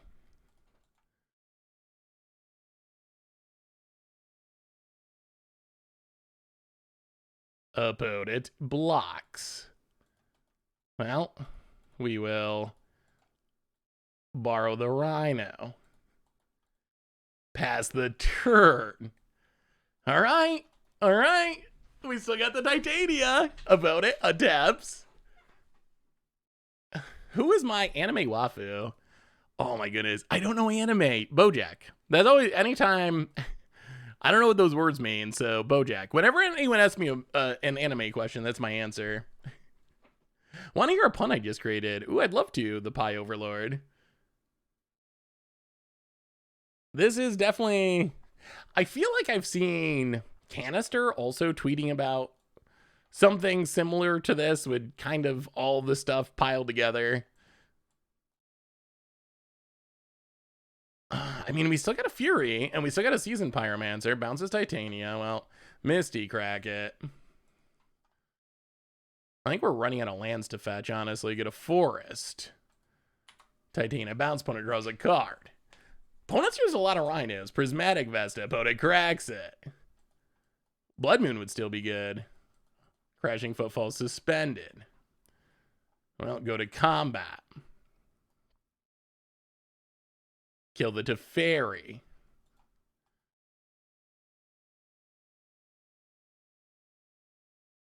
Teferi down.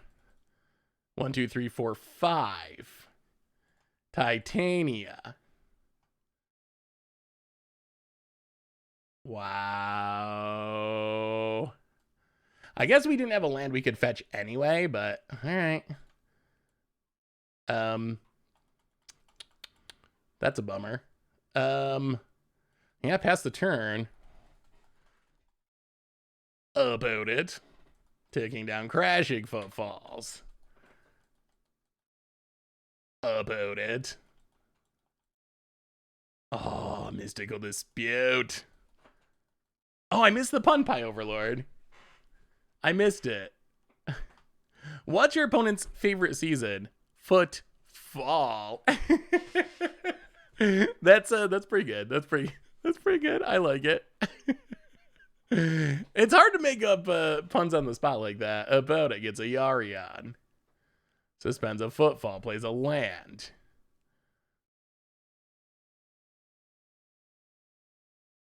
We draw Force of Negation. We hit our opponent. So Yarian's coming. Rhinos aren't coming yet. Seasoned Pyromancer. Discard some cards. What a long game. Oh my god. Okay. Pass the turn. Oh. Gargadon. Restore balance. Come on. Opponent. Taking down their Rhinos. Oh, this is going to be so ridiculously close. Opponent untaps. What do they have? Yarion. 3 unknowns. Oh, this is going to be such a close game. Opponent. Hey, what's up, Schnoggers? Good to see you. Good to have you at the stream. Does Doomlike play Doomlike Giant? I don't think regularly. Oh my god, it's Omnath. Broken. Okay. There's old Busty. Omnath. Well, that's going to make it a lot harder to win this race. Well, we will Brazen Borrower.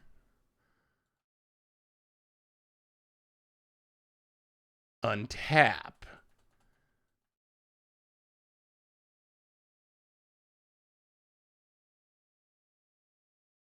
Fury.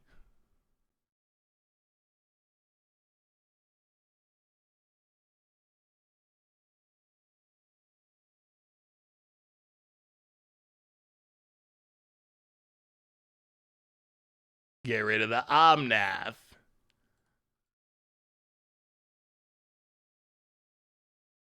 Opponent cracks to gain some life. Oh, this game gets an island. Goes to 15. We attack with the crew. Opponent takes a bunch. We still have one more turn until the Rhinos come. Pass the turn. Opponent untaps. Yarian doesn't do it. Rhinos take down. Are we going to get there? Is Restore Balance better than the Rhinos? Hey, welcome, Solgrando. Good to have you. Opponent. Thinking. Come on. Hold. Come on. Did Titania pick up the win? Is that the card that allowed us to win this ridiculously grindy long match? Opponent. Where do henchmen from Teenage Mutant Ninja Turtles go on vacation? Crashing footfalls, eh? Oh, what's your best footfall punch at? Give us your best. Hey, what's up, Drug Master? Good to see you. Opponent thinking, trying to figure out a way out. They got a bunch of cards in hand, but can they stop the janky board? Random tokens, elemental tribal, sort of. Brazen Borrower, Fury. Opponent. Yeah, we didn't actually use Alva Restore Balance this entire game. To Fairy. Feels like desperation mode. Bounces token, draws a card. And. Come on.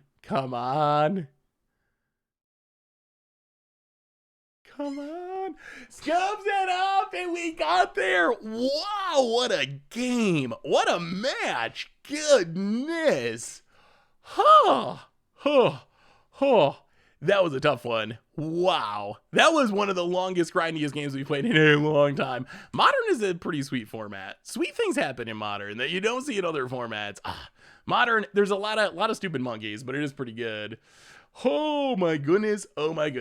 Hey Seth, my Niv deck. Wait, hang on. So Seth, my Niv deck don't have Kavu, so I did my best to replace it. I like Faceless Agent, the 5th copy of Niv, Cleansing Nova versus Enchantress. Ooh, let me see, Daniel.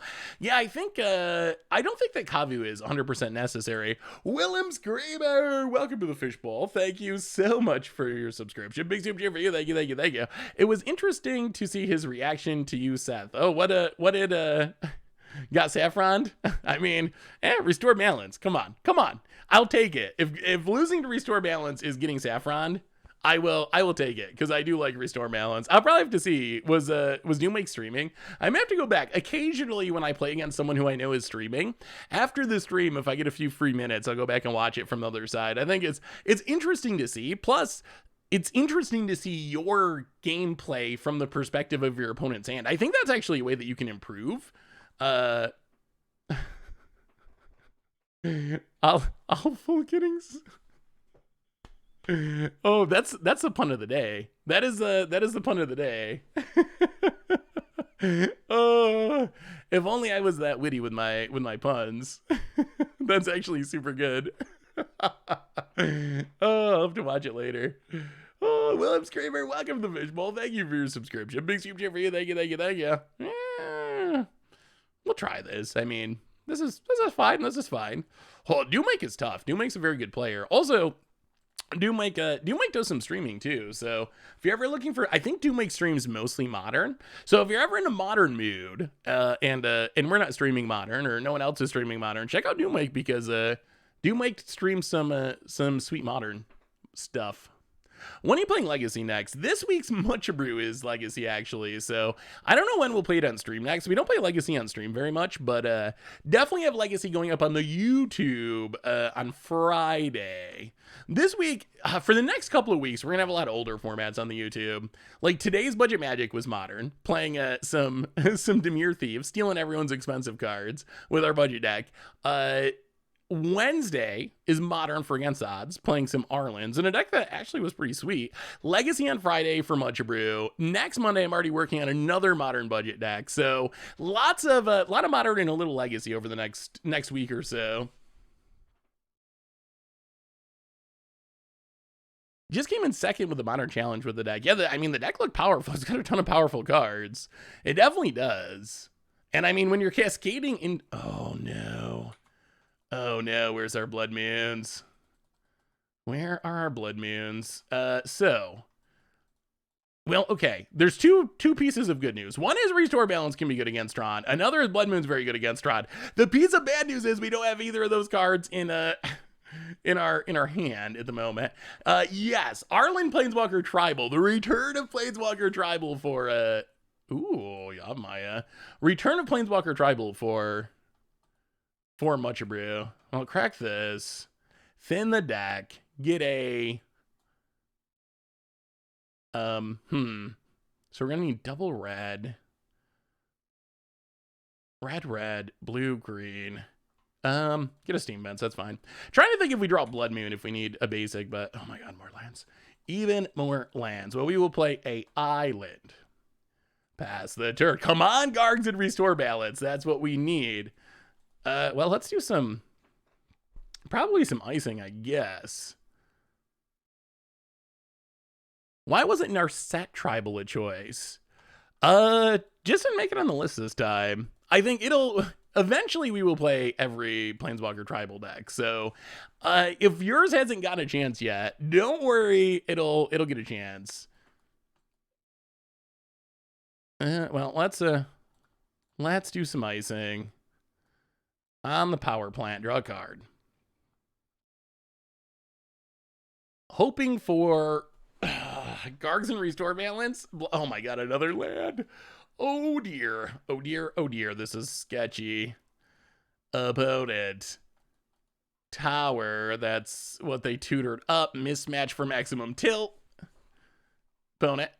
Chromatic Star. I mean, so Arlen, so the rules for Planeswalker Tribal is you have to have at least 3 non-Planeswalker deck printings. So you need 3 real, like standard legal, or in some cases, oh my goodness, another land. Or in some cases, modern legal printing. So those are the rules we live by. So you have to have at least 3 different printings. So some Planeswalkers don't qualify yet just because they don't have enough versions.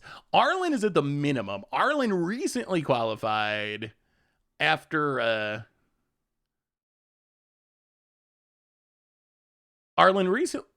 no, oh my goodness. Oh, we should have mulliganed this hand.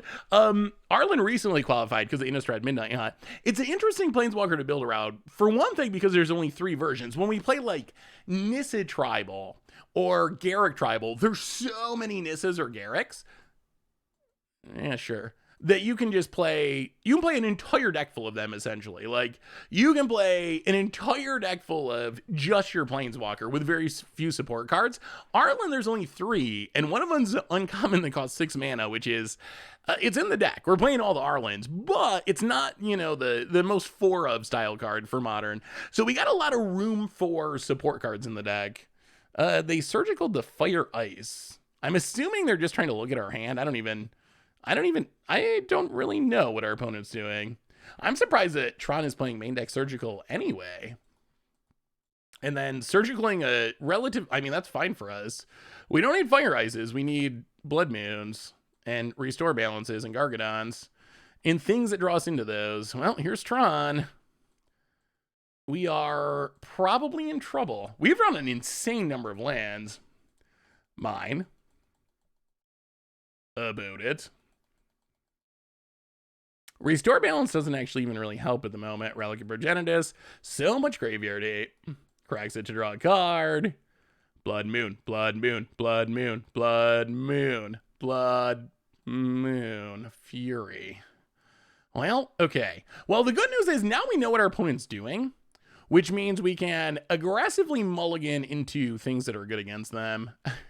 And we will not keep the hand that is just all lands next game. I think we will avoid that as foretold. Misty Rainforest. Oh, we need a miracle. We need a miracle. Misty Rainforest, go. About it. So what Planeswalkers have we not done Planeswalker tribal decks of that you still want to see Planeswalker tribal decks of? Uh-oh. I got a finisher. Ugin. So that beats... Yeah, that beats... Well, all right, we'll stick around. This pretty much beats us, but they don't know about the Fury. If they -3, then Fury can... All right. I mean, Fury can exile it. I'll crack the Misty, thin the deck, try to find a real card one of these years. Get a Forest. Well, we can Fury away the Ugin. That's something. Oh my goodness, another land. Okay. Play a Island. Fury. Hang on, we gotta look at this. We might have to pull out the calculator. We might need a calculator this. Fury. Kill your Ugin. Wait, how many lands is 1, 2, 3, 4, 5, 6, 7, 8, 9, 10, 11, 12? It feels like a lot. Especially when you consider 3 of the cards that are out of our deck were surgical. So it's kind of, I mean, I guess there's been some cracked fetches too, but about it. Nothing, please. We can't really withstand another finisher here. Blast Zone. About it. Another finisher. Wormcoil Engine. Ooh, Prismari Command. Interesting. Very interesting. Okay, 1, 2, 3. Well, we got a bit of a game plan. We're going to Teleria West, transmute. Get our Restore Balance. Play a Scalding Tarn. Actually, we're going to play Breeding Pool. I don't know if we got lands left to fetch. Breeding Pool past the turn. We got a plan. We can kill the Wormcoil. We can dig for Gargadon and then maybe get the Restore Balance kill. That could work. Teleria West is not a bad draw. I'm just very scared that Tron can just win. They have big things that we can't deal with very easily. When they have this much mana, things can go wrong quick. Opponent goes attacking. Well, I guess we might as well just block. Block. Kill the worm. Opponent gains some life. No whammies. Oh, so far we are, Sir Robert. How are you? Also, a quick reminder that our sponsor today is Card Kingdom. If you need some magic cards, you can get them at cardkingdom.com. We have done Tameo Tribal. Oh my god, Karn. Okay. Not ideal. Ticks down Karn. Probably getting a Chalice. Oh, we have the Prismari command. It's not over. It's not over yet. We're still sort of kind of a little bit in this. So we've done, oh my goodness, I'm not even going to remember them all. Soren Gideon, Nissa Garrick, Tybalt, Nicole Bolas. Oh, there's so many more. Arlen's coming up this week. Tamio. Oh, there's more than that. That's only 8. I know we've done more than that. Jace we've done. Liliana we've done. Chandra, have we done? We have done. I don't think we've ever done Chandra Tribal against the odds, but we have played Chandra Tribal in various other decks. All right, how can we do this? Like, we've played like standard Chandra Tribal or historic Chandra Tribal, although I don't know if we've ever officially done it for against the odds. We haven't done Teferi. Teferi's been on the poll, but we've never actually, I don't think we've actually done Teferi Tribal. It never wins a poll because everyone hates Teferi. Except Krim. Krim loves Teferi. We've done Kaya. We did Kaya's Extraction or whatever. So we did do a Kaya deck. The other problem with Kaya is I think there's only 2. Oh, wait, actually, maybe there is. Are there 3 now? There's 3 mana 1. There's uncommon 1. Yeah, okay. I still don't know. Should we count the uncommon ones? Yeah, we're going to kill the coding. So, blow up an artifact, loot. Draw 2, discard 2, destroy an artifact. So we loot. Yeah, the one mythic one, though, is legacy only. Because it was from Conspiracy. And those are kind of like iffy. We could do it in legacy, but... Alright, so blow up the liquid metal coating. Loot. Looking for Gargadon. Mostly. Blood Moon would still be okay. Sure.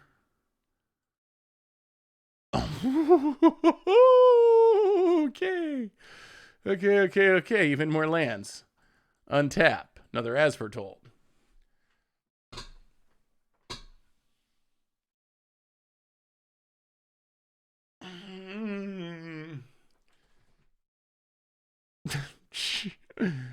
Oh my god.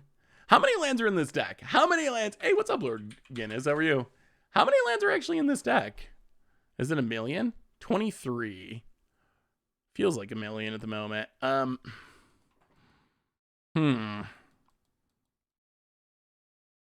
problem is Restore Balance doesn't do that much here. But I guess we got to do it, because if we don't do it...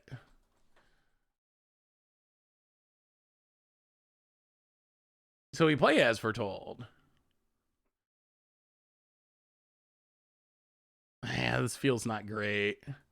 Play Scalding Tarn. 1, 2, 3, 4, 5, 6. Yeah, it doesn't really matter. Play Scalding Tarn. Restore Balance. So opponent Blast Zones.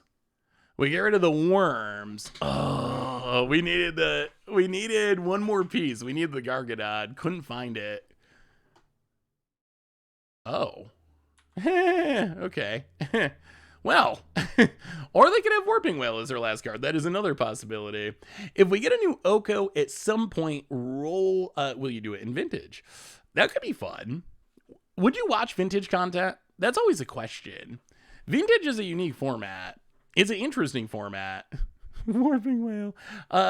It's not one I play very much because it's kind of a fringe-ish format. Like, not that... Oh.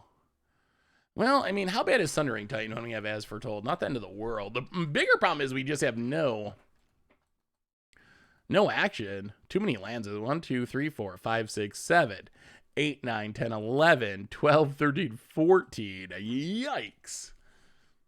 I'd watch Vintage. I'll never get to play it, but I'll watch it. I mean, maybe that's the appeal of Vintage. Kind of like when you watch those videos of someone opening a ridiculously I'll watch someone open a alpha starter pack or whatever I know that I will never open an alpha starter pack because there's no way I'm going to spend whatever $30,000 on it, or like, no, that's not ever possibly happening. But I think it's interesting to watch someone else do it. So maybe vintage is like that, where people are like, oh, I can't really play it because it's absurdly expensive for no reason, Wizards. No good reason, but it is cool to watch. What do you think of a spell that could steal extra turns? Like a white or black or red spell. Ooh, how would that work? Like if an opponent takes an extra turn, you'd have to play it instead. That would be interesting. So I think the concern is, and this is something to keep in mind with Elrond Epiphany as well. Like Wizards could print something that stops Elrond's Epiphany. They could print a card that said, we're probably about done with this one. They could print a card that said, if your opponent takes an extra turn, they skip that turn instead. They skip their next turn. You take that extra turn. But if they just print that on a 2-mana artifact or something, wow, okay, for the rub-ins. If they just print that on like a 2-mana artifact, it wouldn't be very good. What we need is the hate card to be on something that's playable. We need a Thalia. We need a Thalia that has that text. We need a 1-mana artifact that cantrips, maybe, like a Relic of Progenitus. So a lot of it, as far as how effective a hate piece is, like Ugin's Nexus. Ugin's Nexus stops an extra turn. Like, you definitely... Like, that does it, but the problem is no one can play Ugin's Nexus. I mean, you can build them against odds around trying to kill it or whatever, but no one can play a 5-mana artifact that's going to hate on an extra turn spell. Like, you're losing anyway. Like, you take off your turn 5 to try to play this to stop the Elrond's Epiphany the next turn. Like, sure, maybe you stop the Epiphany until they Prismari command it, but then they're just free to Goldspan Dragon you or do whatever else they're going to do. So it needs to be something that can go in a lot of decks. Like, I don't think if Ugin's Nexus was in Standard, I don't think you'd see people dedicate sideboard slots to it. Like, I think this card would still be, even with Elrond's Epiphany at the top of the meta, I still think it's just stone unplayable because it's too expensive and it doesn't do enough in other matchups. If you had a 5-mana Ugin's Nexus that also, I don't know, drew you cards, added mana, something that made it relevant in other matchups or dealt damage to a creature when it entered the battlefield, something, so you could make use of it in other matchups as well, then we might be in business. But that's something to keep in mind with the hate spells is, how do we fight this? Is that we do need them to be relatively flexible for them to be good. What do we do? I mean, what do you think? Would you play Ugin's Nexus in Standard to fight against Elrond's Epiphany? Well, Mortal Sun is sweet. I still play Immortal Sun sometimes in Historic. I like Immortal Sun a lot. I think that's exactly the kind of Planeswalker hate I want. Like, it shuts down Planeswalkers, but it also draws you cards if you're a slower deck. It pumps your creatures if you're more an aggressive deck. So it does something no matter what. So it's not just hating on Planeswalkers, which is kind of narrow because some decks don't have Planeswalkers, but it does a lot of other things that you want, and it hates on Planeswalkers. That's a really good example. I would play Ugin's Nexus on a 2-mana 2/1 first strike. Exactly. Like a Thalia version of Ugin's Nexus. Then an already playable creature that also hates on something. That's much, much different than 5-mana artifact that doesn't really do anything except hate on something. Oh, we're running out of time. Force Negation. Maybe we don't even change anything or much of anything. I guess Fury's not exciting.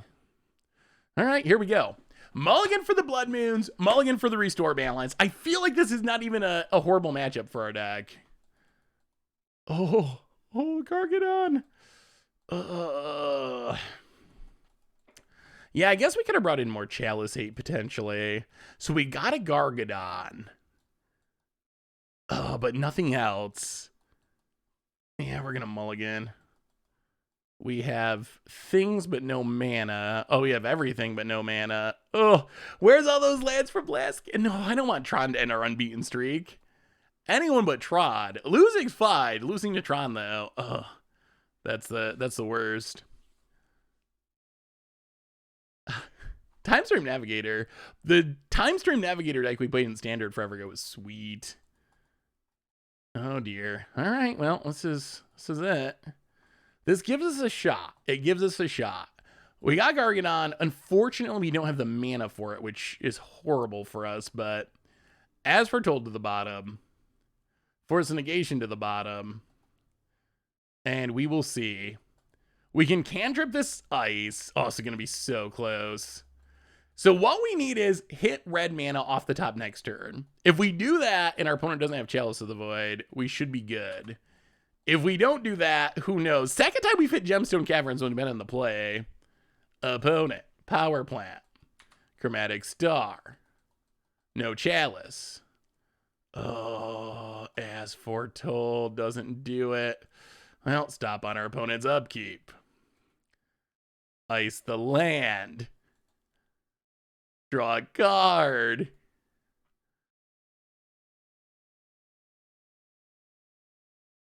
Oh, come on, deck. Come on, deck. Oh, more ice is not that also not that good. About it. Adepts. Yeah, the time stream, it would use the like Planeswalker deck of Johnny. That was just like one of the oh wow, that actually does so. It actually did. Why are they doing this? Why do they keep extracting our fire ices, and why did it work this time? That was actually really big for our opponent. About it. I mean, if we ice a star, don't they just sack it in response and fizzle our card draw? I guess it like kind of makes them use their mana in an awkward time, but I feel like that goes poorly for us. The opponent really hates fire ice. I'm surprised I mean, I guess leaving in surgical makes some amount of sense if somehow it stops our second restore balance or whatever, but oh dear, oh dear, oh dear. The wind looking us in the eye, but no mana to cast it. Natural Tron, opponent. Oh, magic gods, betrayed. Betrayed. Would Roiling Vortex be an answer to Epiphany? Is there a... Let me look up Roiling Vortex again. Is there some text on there I'm not remembering? I thought I just hated on free spells. Yeah, so this is super over. We're just locked. Nothing we can draw. Oh, we're going to draw the red source now, aren't we? I mean, they get to shut down our mana this turn, and the next turn they eat our mana, and there's just no way we can get out of this. Oh, actually... Oh, we got to spend our Gargadon. I mean, this keeps us not 100% dead, but we're still very far from being alive. If we could mix together our two hands, we'd be in business. Game 1, we just drew all the lands and none of the action. Game 2, we found all the action, but none of the lands. So what's the idea with Roiling Vortex against Epiphany? It pings the opponent. If they cast a spell, if no mana was spent to cast it, 5 damage. I don't think it does anything against Epiphany that I can see, unless I'm missing something. All right, Delaria West, pass the dirt, about it at depths, and nothing. We got one of the good Chartless agents. I would like to have all old border ones because I like the old border cards, but I haven't actually went out and bought all of them because they're pretty expensive. I really want the old border fetch lands, but like old border like Scalding Tarn. Oh no, that's a good draw. On Moto is like $50 a copy or something, and all right, yep, that actually does it. Oh, win streak ended by our nemesis. I actually think that's a good matchup. Yeah, Roiling was good against Emergent Ultimatum because they had to cast 2 spells for free. I mean, it was like reasonably good. They could potentially just cast 2 spells for free and take 10 and still beat you, but it did something there. It doesn't do much though that I see against Epiphany.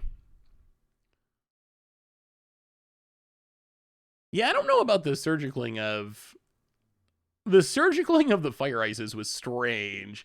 Leaving in the surgical was also a little weird, but hey Seth and hey chat, how's everyone today? I'm doing well, Achilles guy. How are you? Also, so we already went over this. We're not going to go over it all again, but if you have not seen it, spoiler season for Crimson Vow starts Thursday. Mark Rosewater released his hints, his teaser for the set. I'll link it in the chat if you want to check it out, but it's kind of interesting. There's some interesting stuff to try to figure out on there. We'll find out more, obviously, Thursday.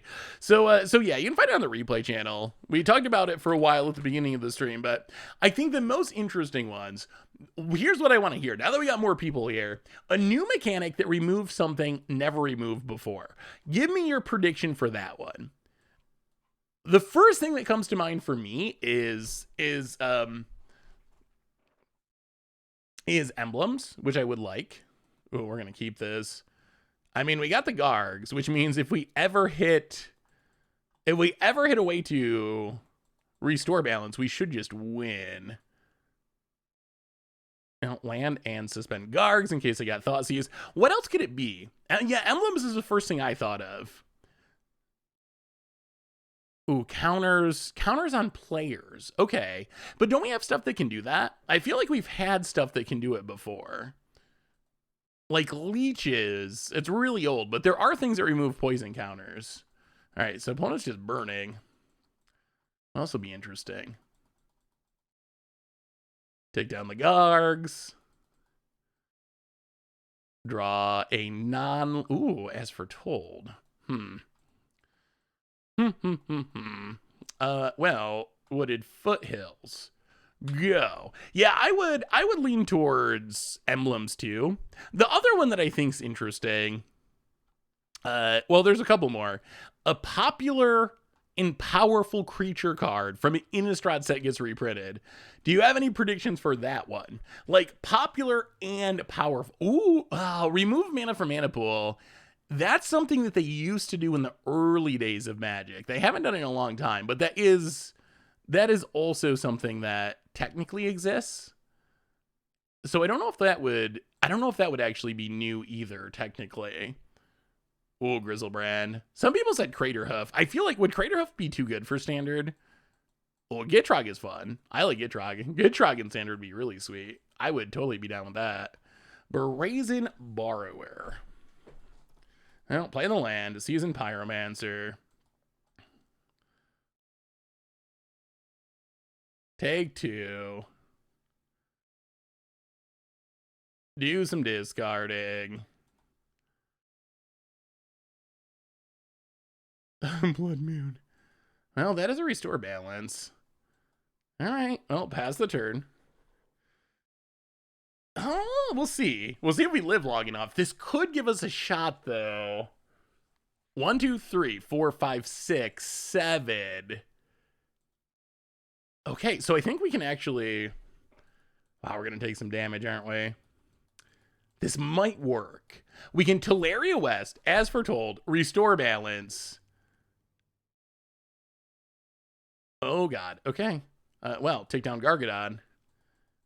Another as foretold. Well, here we go. Here we go. We play Teleria West.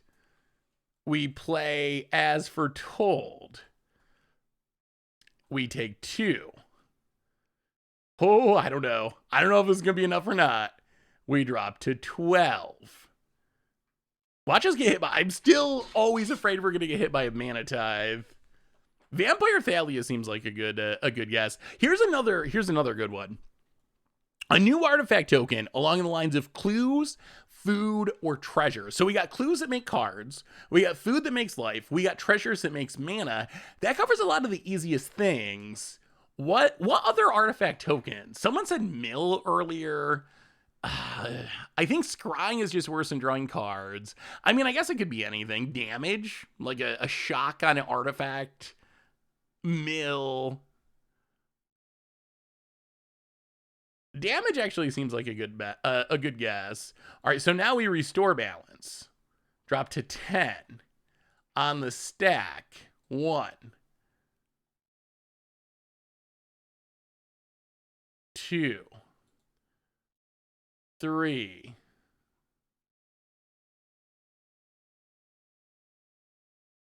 Oh no. Oh no, oh no. Did we miscount this? Huh. Yeah, this is not exactly what we wanted. Oh, yeah. Huh. So I guess our opponent gets to keep a land, which might actually be an issue. Or else we lose the Gargadon. Okay. Well, we'll see. Opponent. Oh, I think we punted this. I think we should have not played the land. Yeah, we definitely should have not played the land. Boros Charm.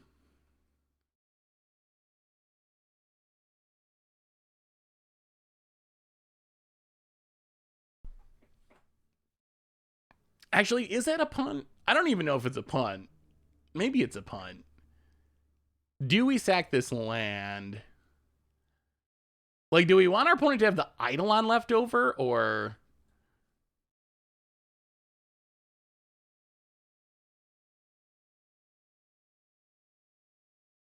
all right, so how is this gonna work? If we sack the land, we get the Gargadon, and our opponent has the Eidolon. This is a very weird situation. A Drain Artifact sounds sweet. I can see that. Maybe we get more rocks, equipments. So opponent's gonna be at... So this resolves. We go to 8, we go to 4. Opponent missed their land drop. All right, so I think we do sack it. Yeah, get the Gargadon. So opponent's going to go to 2 cards in hand. We're going to be at 6. The best our opponent can do, I think, this should be fine. So the worst case, our opponent goes land off the top, lightning bolt, attack us. Oh, so going to be ridiculously close. We go to 1, but if they attack, then they die to Gargadon. So the risk is they keep 2 lightning bolts, and then they draw land and go bolt, chump block, bolt, and then they get us. Oh my goodness. So basically we need our opponent to not top deck a land this turn, and we should be guaranteed to win. I'll attack you. About it. No land. No land. No land. Actually, if we get our opponent low enough, they can't cast cards through the Eidolon anyway. What a weird scenario. No Garg, make him sack, then sack after resolve, and smack phase. Well, we won't have anything to sack after it resolves, though, is the problem. After it resolves, we'll either leave our opponent stuff or we'll lose stuff. I don't think we can leave our opponent a land. I think that's too risky. Our opponent, did they top deck a land? No. Okay, we should be good. Passes. Oh my goodness. All right, we dodge. We dodge. We attack with Gargs.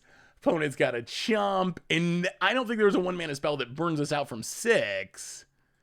Opponent chumps. We play the Hooded Foils past the turn. Opponent adapts. Restore balance, getting the job done. Oh. Oh. Well, maybe that was not a punt. Maybe it was just close. Wow, that was close.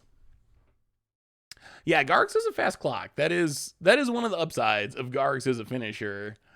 Downside is we don't actually have much that gains life. We get 8 Clothis. Brazen Borrower seems bad. Huh.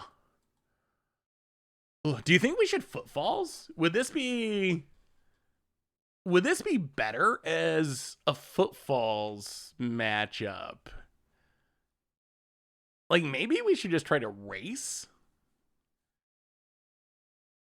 rather than restore balance. Because Burn has the ability to win with like 1 land.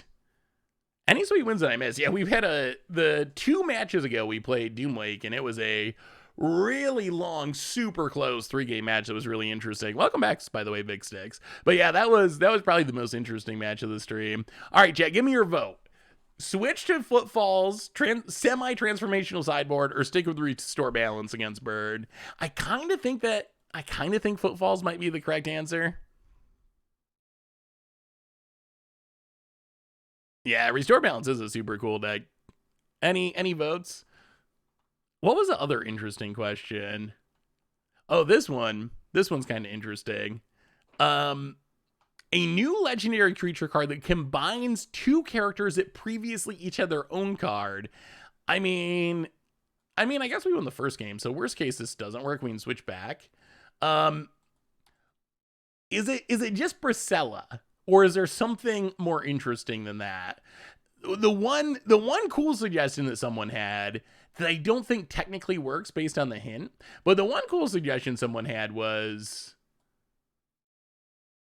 that it could be like Olivia and whoever Olivia's marrying, Edgar Markov or whatever, Soren. I don't know if we know. I don't think we know who Olivia's marrying. That would be kind of interesting. I think Bracella is probably the most obvious choice. This one seems really bad. We're going to mulligan. That hand's even worse. Oh dear. All right. Well, one land, one keep. You know the rules. Wow, this is so bad. Okay. Force negation to the bottom. Fire ice to the. Actually, you know what? Yeah, sure. Fire ice. Actually, force negation to the bottom, as foretold to the bottom. All right. Hopefully we hit some lads.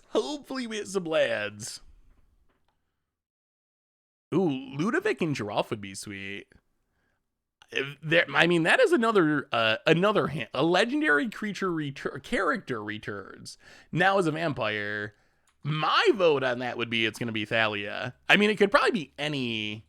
Be any human, but a legendary human. But I think Thalia would be the most likely. I wonder what vampire Thalia would do. It's still got to be a tax effect, right? What about Grizzlebrand plus X due to Grizzlebrand's mask? Ooh, Grizzlebrand plus Craterhoof Behemoth. Match those two together, and you have the greatest finisher in the history of Magic. That would be pretty busted, I think. Could you imagine a Grizzlebrand hoof hybrid? Oh my god, that card would be so busted. Catilda. I mean, I guess it could be. Catilda's just not very. I mean, I guess it doesn't say it's an iconic character. Catilda is just so new. I don't think it can be Grizzlehoof. Crater brand. Crater Grizzle. Whatever. Boat it. Lugging. Thinking. Counting. Swift spearing. Taking some damage. We're really hoping that we just hit a land here. Opponent goes to combat. Attacks. Well, crack this.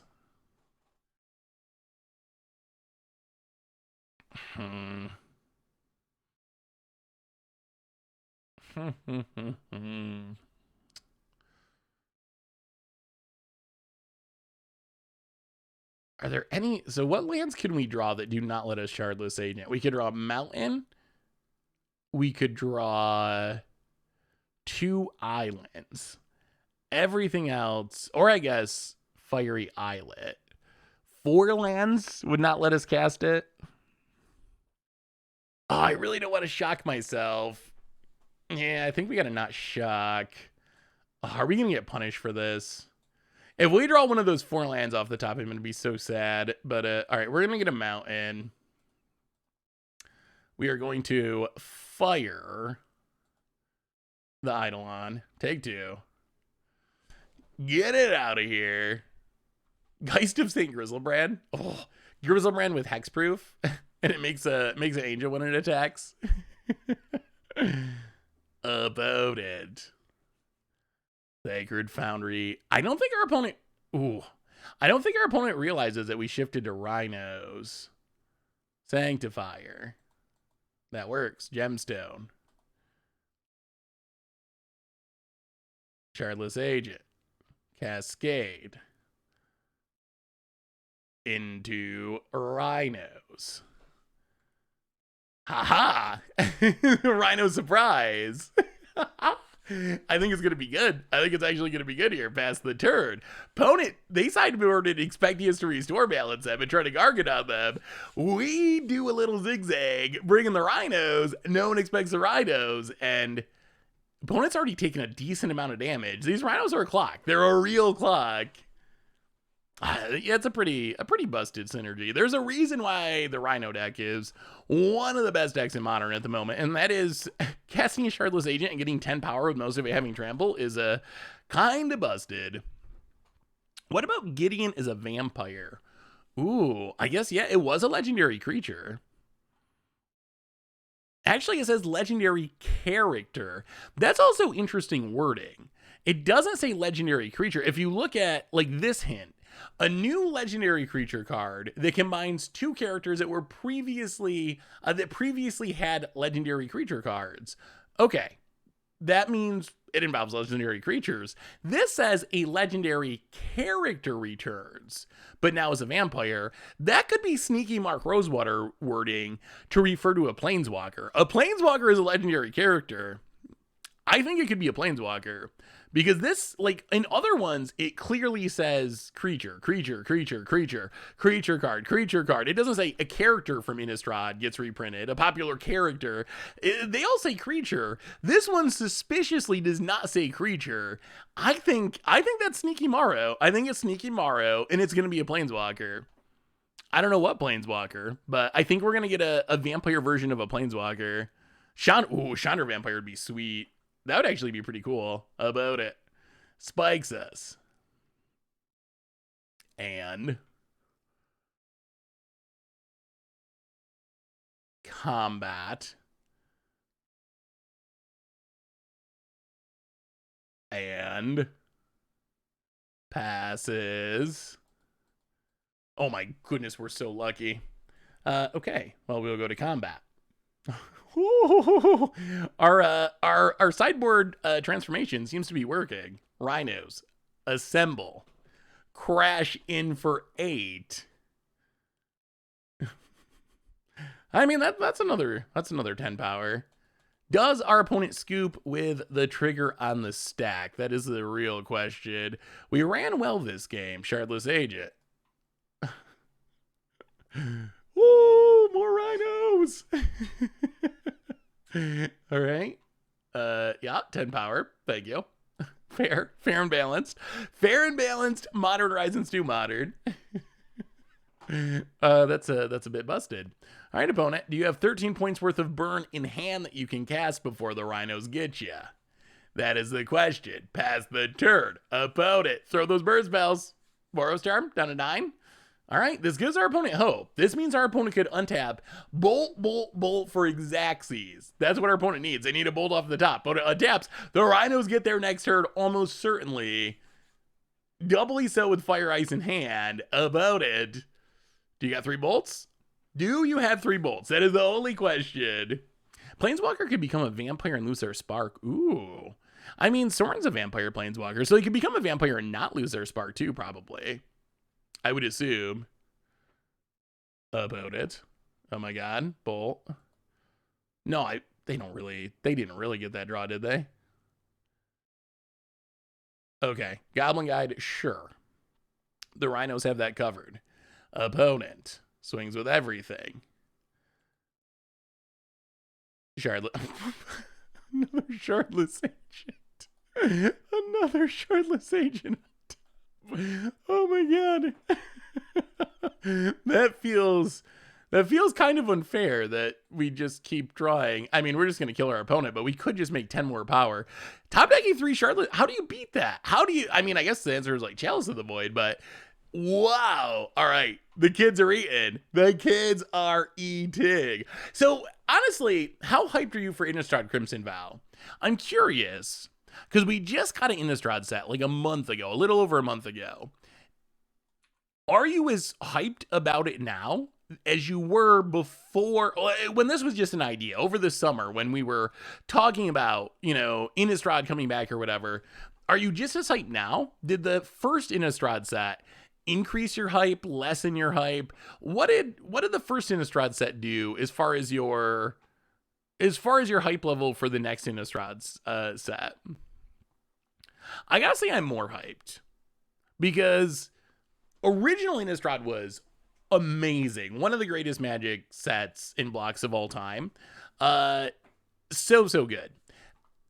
And then our return to Innistrad, it was okay. I don't want to bash Eldritch Moon and Shadows over Innistrad. They were fine sets. They were fine, but they were not... Wait, so I just stopped drafting mid. Yeah, it's nice to have the limited format change.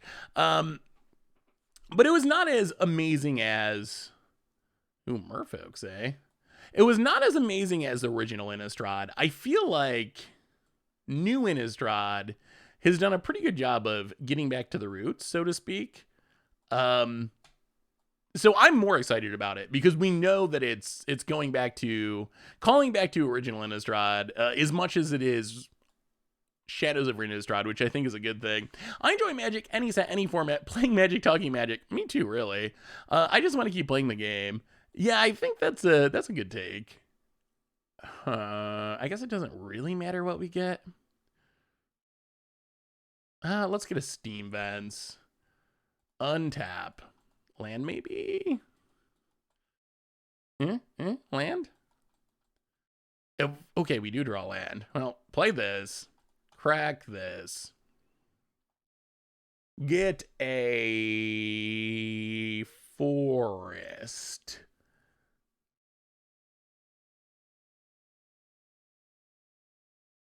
Oh, we want to wait a bit if we can before we restore balance. I think we want to get more than just a Lord. So get a forest. Fire the Lord.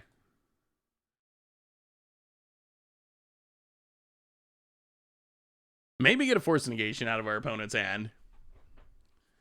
I started playing the game in Kaladesh, so this is my first visit to Innistrad. Very excited about learning about all these characters. Ooh, yeah, I'm excited for you. Innistrad is a classic Magic plane. It is about the best, one of the best that Magic has to offer, I would say. So if it's your first experience with it, that's super sweet. Enchantment can go over well. I'm thinking a Zombie Lord with Scob Wings grafted onto it. Some helps other zombies. Didn't we just get a card in the last Commander deck? The Tide Shaper. Awkward. Okay. Island away, friend. Island away. Well, play the land.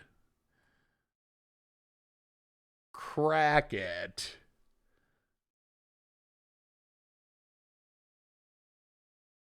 But didn't we just get a commander zombie that gives all zombies flying? I feel like we did. So it could easily be something like that, as we're told. Perhaps. Resolves. Okay.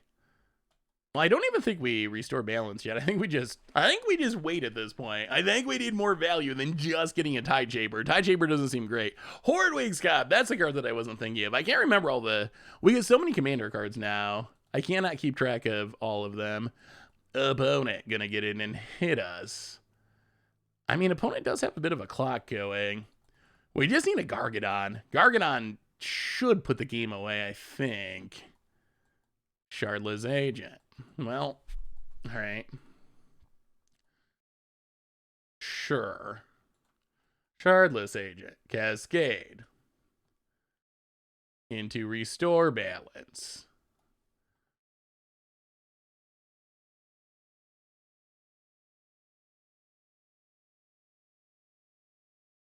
About it. Do you have a counter? I mean, we have all of our restore balances. We got one in hand. We have two Shardless Agents. I guess we might as well use one of them at least. Do you think we'll get a new Chandra or Garruk? So I think we're going to get a Sorin for sure. I would be somewhat surprised if we got a Garruk. I think Sorin's likely. And then I expect we probably get a new Planeswalker or two. Well, play Gemstone Mine. Pass the turn. Well, we slow down the immediate onslaught at least. About it. Adapts. Do anything fun for Halloween? Wow, dismembers, sure. I think I'm going to a show Halloween Eve that my friends, I got some friends playing at, and I think I might play a few songs with them. So I think that's my big Halloween thing. As far as Halloween proper, I don't think I'm doing anything on Halloween proper that's exciting. About it gets it hits us down to 9. Ooh, Sorin turning, maybe Nahiri is the vampire that, the planeswalker that turns into a vampire. I'm fully convinced it's a planeswalker that turns into a vampire. I really think that it is. Not a Gargadon. These creature lands are obnoxious. They are obnoxious. And I don't know what we do about them. I guess we can Shardless Agent and not cast Restore Balance. That feels very awkward, but I think that's where we're at. Shardless Agent. Cascade. No. Put it back in the deck. We just need the 2/2 for 3. We need a way to block these Mutavaults. Wow, I think that's the first time I've ever had the chance to cast a Restore Balance. Just said no. The Will Hall experience rating with 29. Hey, welcome, Raiders. Thank you so much, Will Hall. Hopefully, had a good stream. No, oh, another one? Oh my god. All right.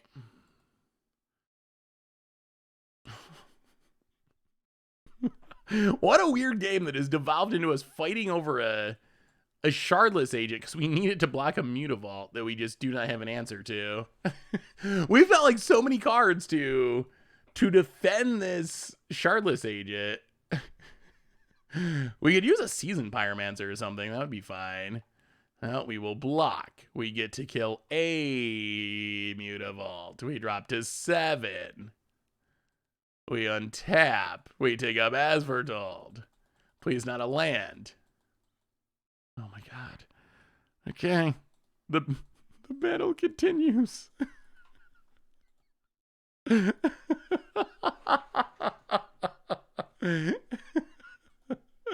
Alright, yeah. Shardless Agent. We will. I mean, I guess, do we cast the Restore Balance this time? It does get 2 cards out of our opponent's hand. That's not exciting.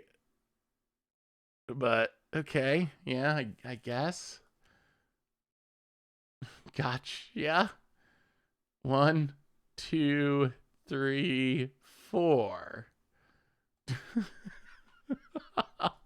What a ridiculous way for this game to go. Oh, Vesternex, welcome to the Fishbowl. Thank you so much for your subscription for the 2nd month. Big scoops here for you. Thanks for introducing me to Panharmonicon and Shaman. Ooh, well, you're welcome. Those are 2 super sweet decks, super sweet cards. Oh, thank you so much for the sub. Hey, Seth, I've been playing this deck as a challenge to play Boros EDH. I swear it's fun if you want to check it out. Actually, I've become a believer in Boros EDH. I think last season of Commander Clash, I played more Boros than anything, and I actually really liked it. I've suddenly come to the realization that as much as I love drawing cards, one of the easiest ways to win the card advantage battle is just to kill people before they can draw more cards than you. And one of the ways to do that is play Boros. Play Boros, draw some cards, cast some wheels, and just try to kill people like Tomer who are dueling around before they can draw a ton of cards and make you feel bad about having drawn less cards than them. Ooh, Master of the Pearl Trident. Okay. Well, that's bad news. Oh my god, we cannot beat a Mutavault. Alright. Alright. Blood Moon off the top, please. We're running out of time. The opponent hits us. Or we could just hit the Gargadon. That would also do it. Opponent passes. Asvertold takes up. Gargadon. Titania that we cannot cast. Okay, well, I mean, I think we got one more turn unless our opponent top decks. Opponent untaps. What an awkward game. Opponent top decks. We scoop it up. Oh, magic gods. Winota is really good. Is really good in CDH. Hey Seth, successfully comboed off with Scoot Swarm, Rite of Harmony, Psychic Corrosion, Milling Commander. That sounds spectacular. Yeah, poor Tomer. Poor Tomer. Always getting fired. Prismari Command, I guess, is good. I mean, I think this is a good Restore Balance matchup. We're gonna keep the Restore Balance. That was unfortunate. I'm gonna go with unfortunate to describe that one. We had a million Restore Balances. We just couldn't beat the creature lands. Our opponent had all these creature lands, and they just went all the way. I sent you my Naya Winota Modern list. Do you have any thoughts on it? I think it's a really cool idea. I like it. We played the Winota Werewolf deck, which was a Naya deck in Pioneer not long ago, and it was pretty powerful. I think the challenge is always like you need to find the Winota, but I feel like it could be pretty powerful. We've seen Winota be a solid second tier, or maybe third tier deck in Modern in the past, so I think that it actually has a reasonable amount of potential. I liked it though. Dispute over Force. Yeah. Yeah, I guess that makes sense, actually, doesn't it? Yeah, I guess that makes sense. Again, counters are like pretty sketchy overall because of Ether Vial and Cavern of Souls, so counters are just not super good. But Mystic Dispute is good at potentially protecting our stuff from a counter during our turn better than Force of Negation. Force of Negation is not good at like protecting a Restore Balance off Shardless Agent during our turn. You need a lot of mana to make that work. So I think in that context it makes sense. Clothis. Clothis just for the life gain. I mean, I guess maybe I do think we want some number of counters, because I think we want some counters to be able to defend our Restore Balance, because a Restore Balance is just essentially game winning against our opponent's deck. I guess the Blood Moons aren't good. Keeping the Blood Moons in might be kind of overvaluing what happened last game. I think last game was just weird. The odds that our opponent has 2 Mutavaults and we don't draw anything to block them other than Shardless Agents, like, I think that was just weird how that game played out. So maybe we can cut some of the Blood Moons. Is Modern my favorite format? It goes back and forth, but overall, yeah. Overall, Modern would be my favorite. Huh. Well, we got the... You know what? We're going to keep this. We got the Gargadon. We got the counter to protect our stuff. I mean, I don't think we can not keep this hand. Scalding Tard. Crack it. Get a mountain. Suspend Gargadon. Well, come on, as foretold, I guess. About it. His hand's not bad. His hand's pretty good. We need another land, but it's pretty good. Opponent, island, and. Alright, there's the vial. Sure. About it. Passes. Gargadon. Okay. Well, we really need to stop drawing Restore Balances or start drawing As Foretold. Either one. Either one.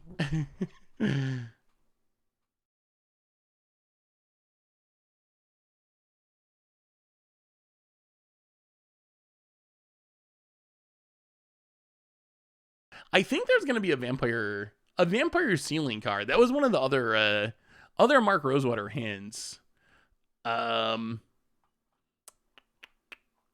Where is it? Oh, this one. With mana value equal to or less than the number of vampires you control. I bet that's I bet that's a theft style card. Are we countering this just because we can't do anything else? Probably. Okay.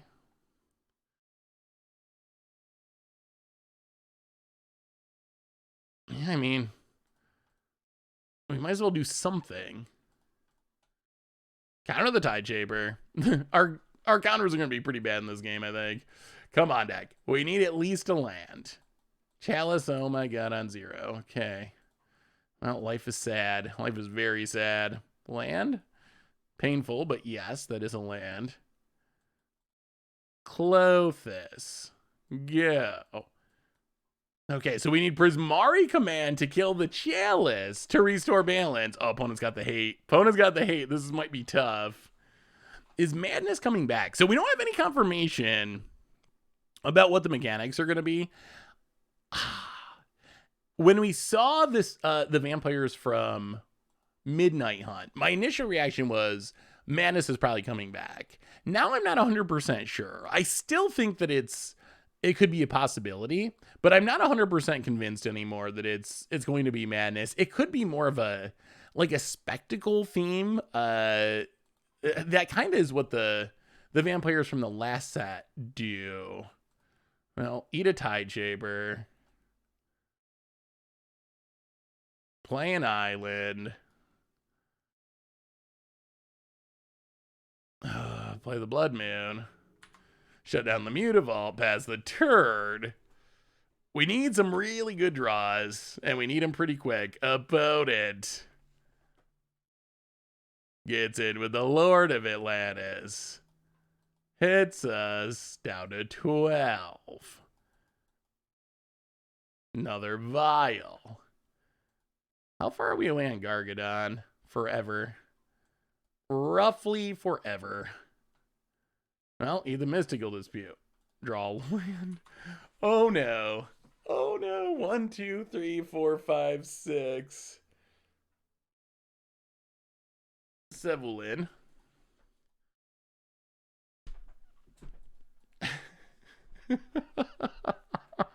Opponent vials and vials. There might be a time when we got to just sack everything for this Gargadon and hope for the best. Do you think there might be Spectral as a permanent keyword? I don't know about that, but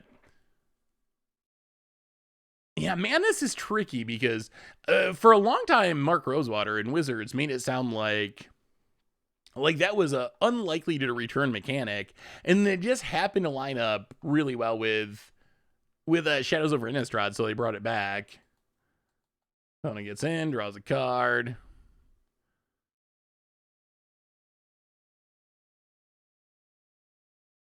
Wait, how's their Vial shut off?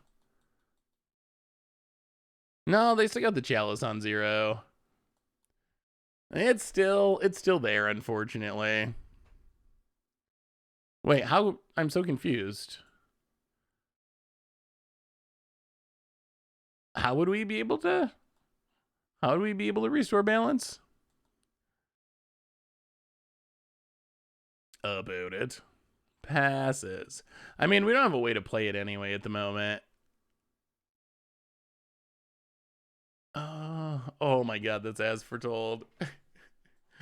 Oh. Okay. Oh. If we could get, oh yeah, if it was, yeah, this is a Modern Horizon one. It does kind of look like Lear a little bit, but it is not actually Lear. Oh, if we could get rid of this Chalice, we'd have a shot. As foretold.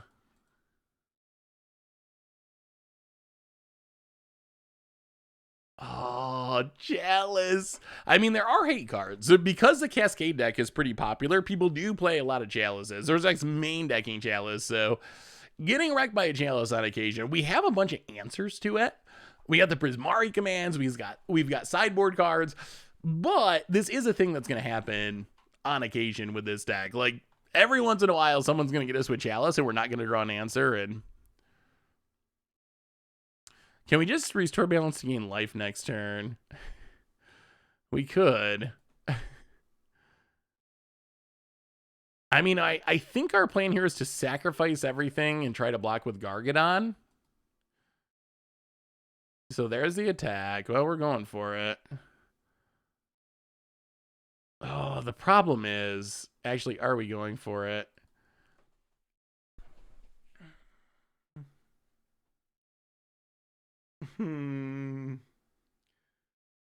Oh, the problem is we can't draw, if we draw Prismari command, we can't blow up the Chalice if we sack everything to Gargadon. The other problem is if our opponent has a Lord, which is likely with 6 cards in hand that they can violin, then we just immediately lose if we don't Gargadon. Ooh, a combo of Odric and Thali would be sweet. It's hard to forget Chalice triggers on Magic Online. In paper, someone can forget. In Magic Online, it's a lot trickier. The kids are eating, but it looks like we're going to lose our last match and finish 3-2. We're 3-1 right now. Yeah.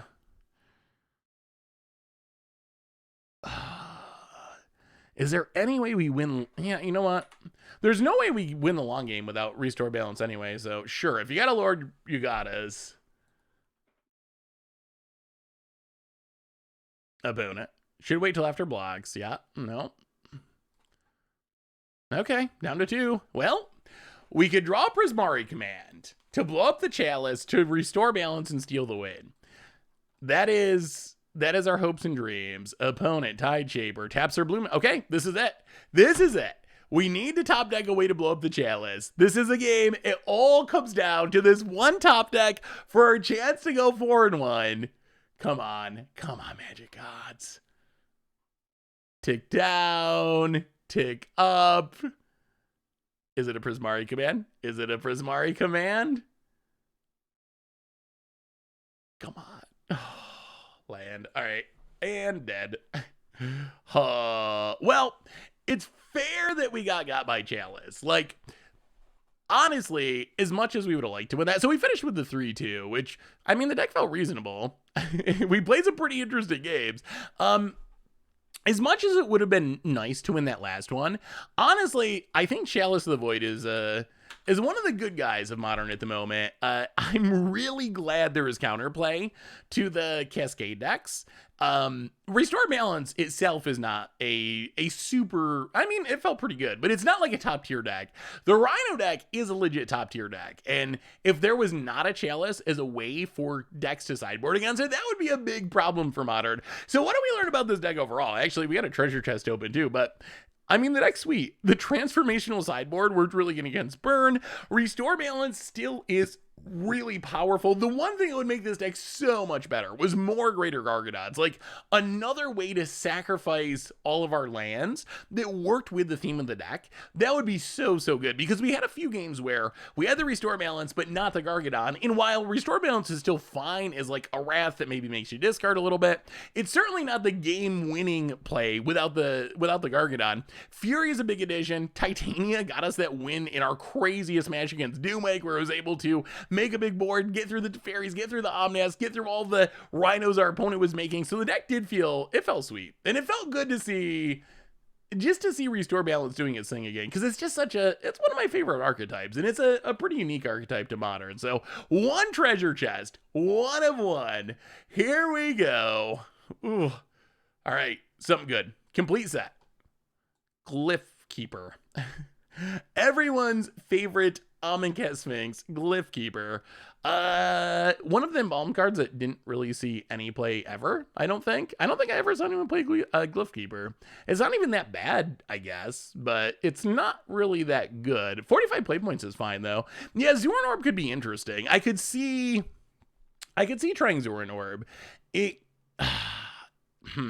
Yeah, I mean, it is another way to sacrifice lands. I think an interesting possibility would be to add Zoran Orb, maybe 1 or 2 copies, and then maybe add more Teleria West, because Teleria West can get Restore Balance. It can also get the Zoran Orb, so we could kind of tutor up the entire combo with Teleria West, well, the Zoran Orb part of the combo. Maybe we add in more Titanias, because that's also a combo. So that could be a cool direction to take the deck. Add in Zoran Orbs, add in more Teleria West as a way to find the Zoran Orb, add in more Titanias as a payoff for Zoran Orb, and then you get more synergy with the Restore Balance plan, and you get a stronger backup plan. I actually really like that idea overall. Overall, that idea sounds really sweet, but I think, everyone, that brings us to the end of our stream for today. I'm going to run and upload the podcast, which is going to be going up shortly over on the YouTube, over on Spotify, all those places, because it's podcast day. But in the meantime,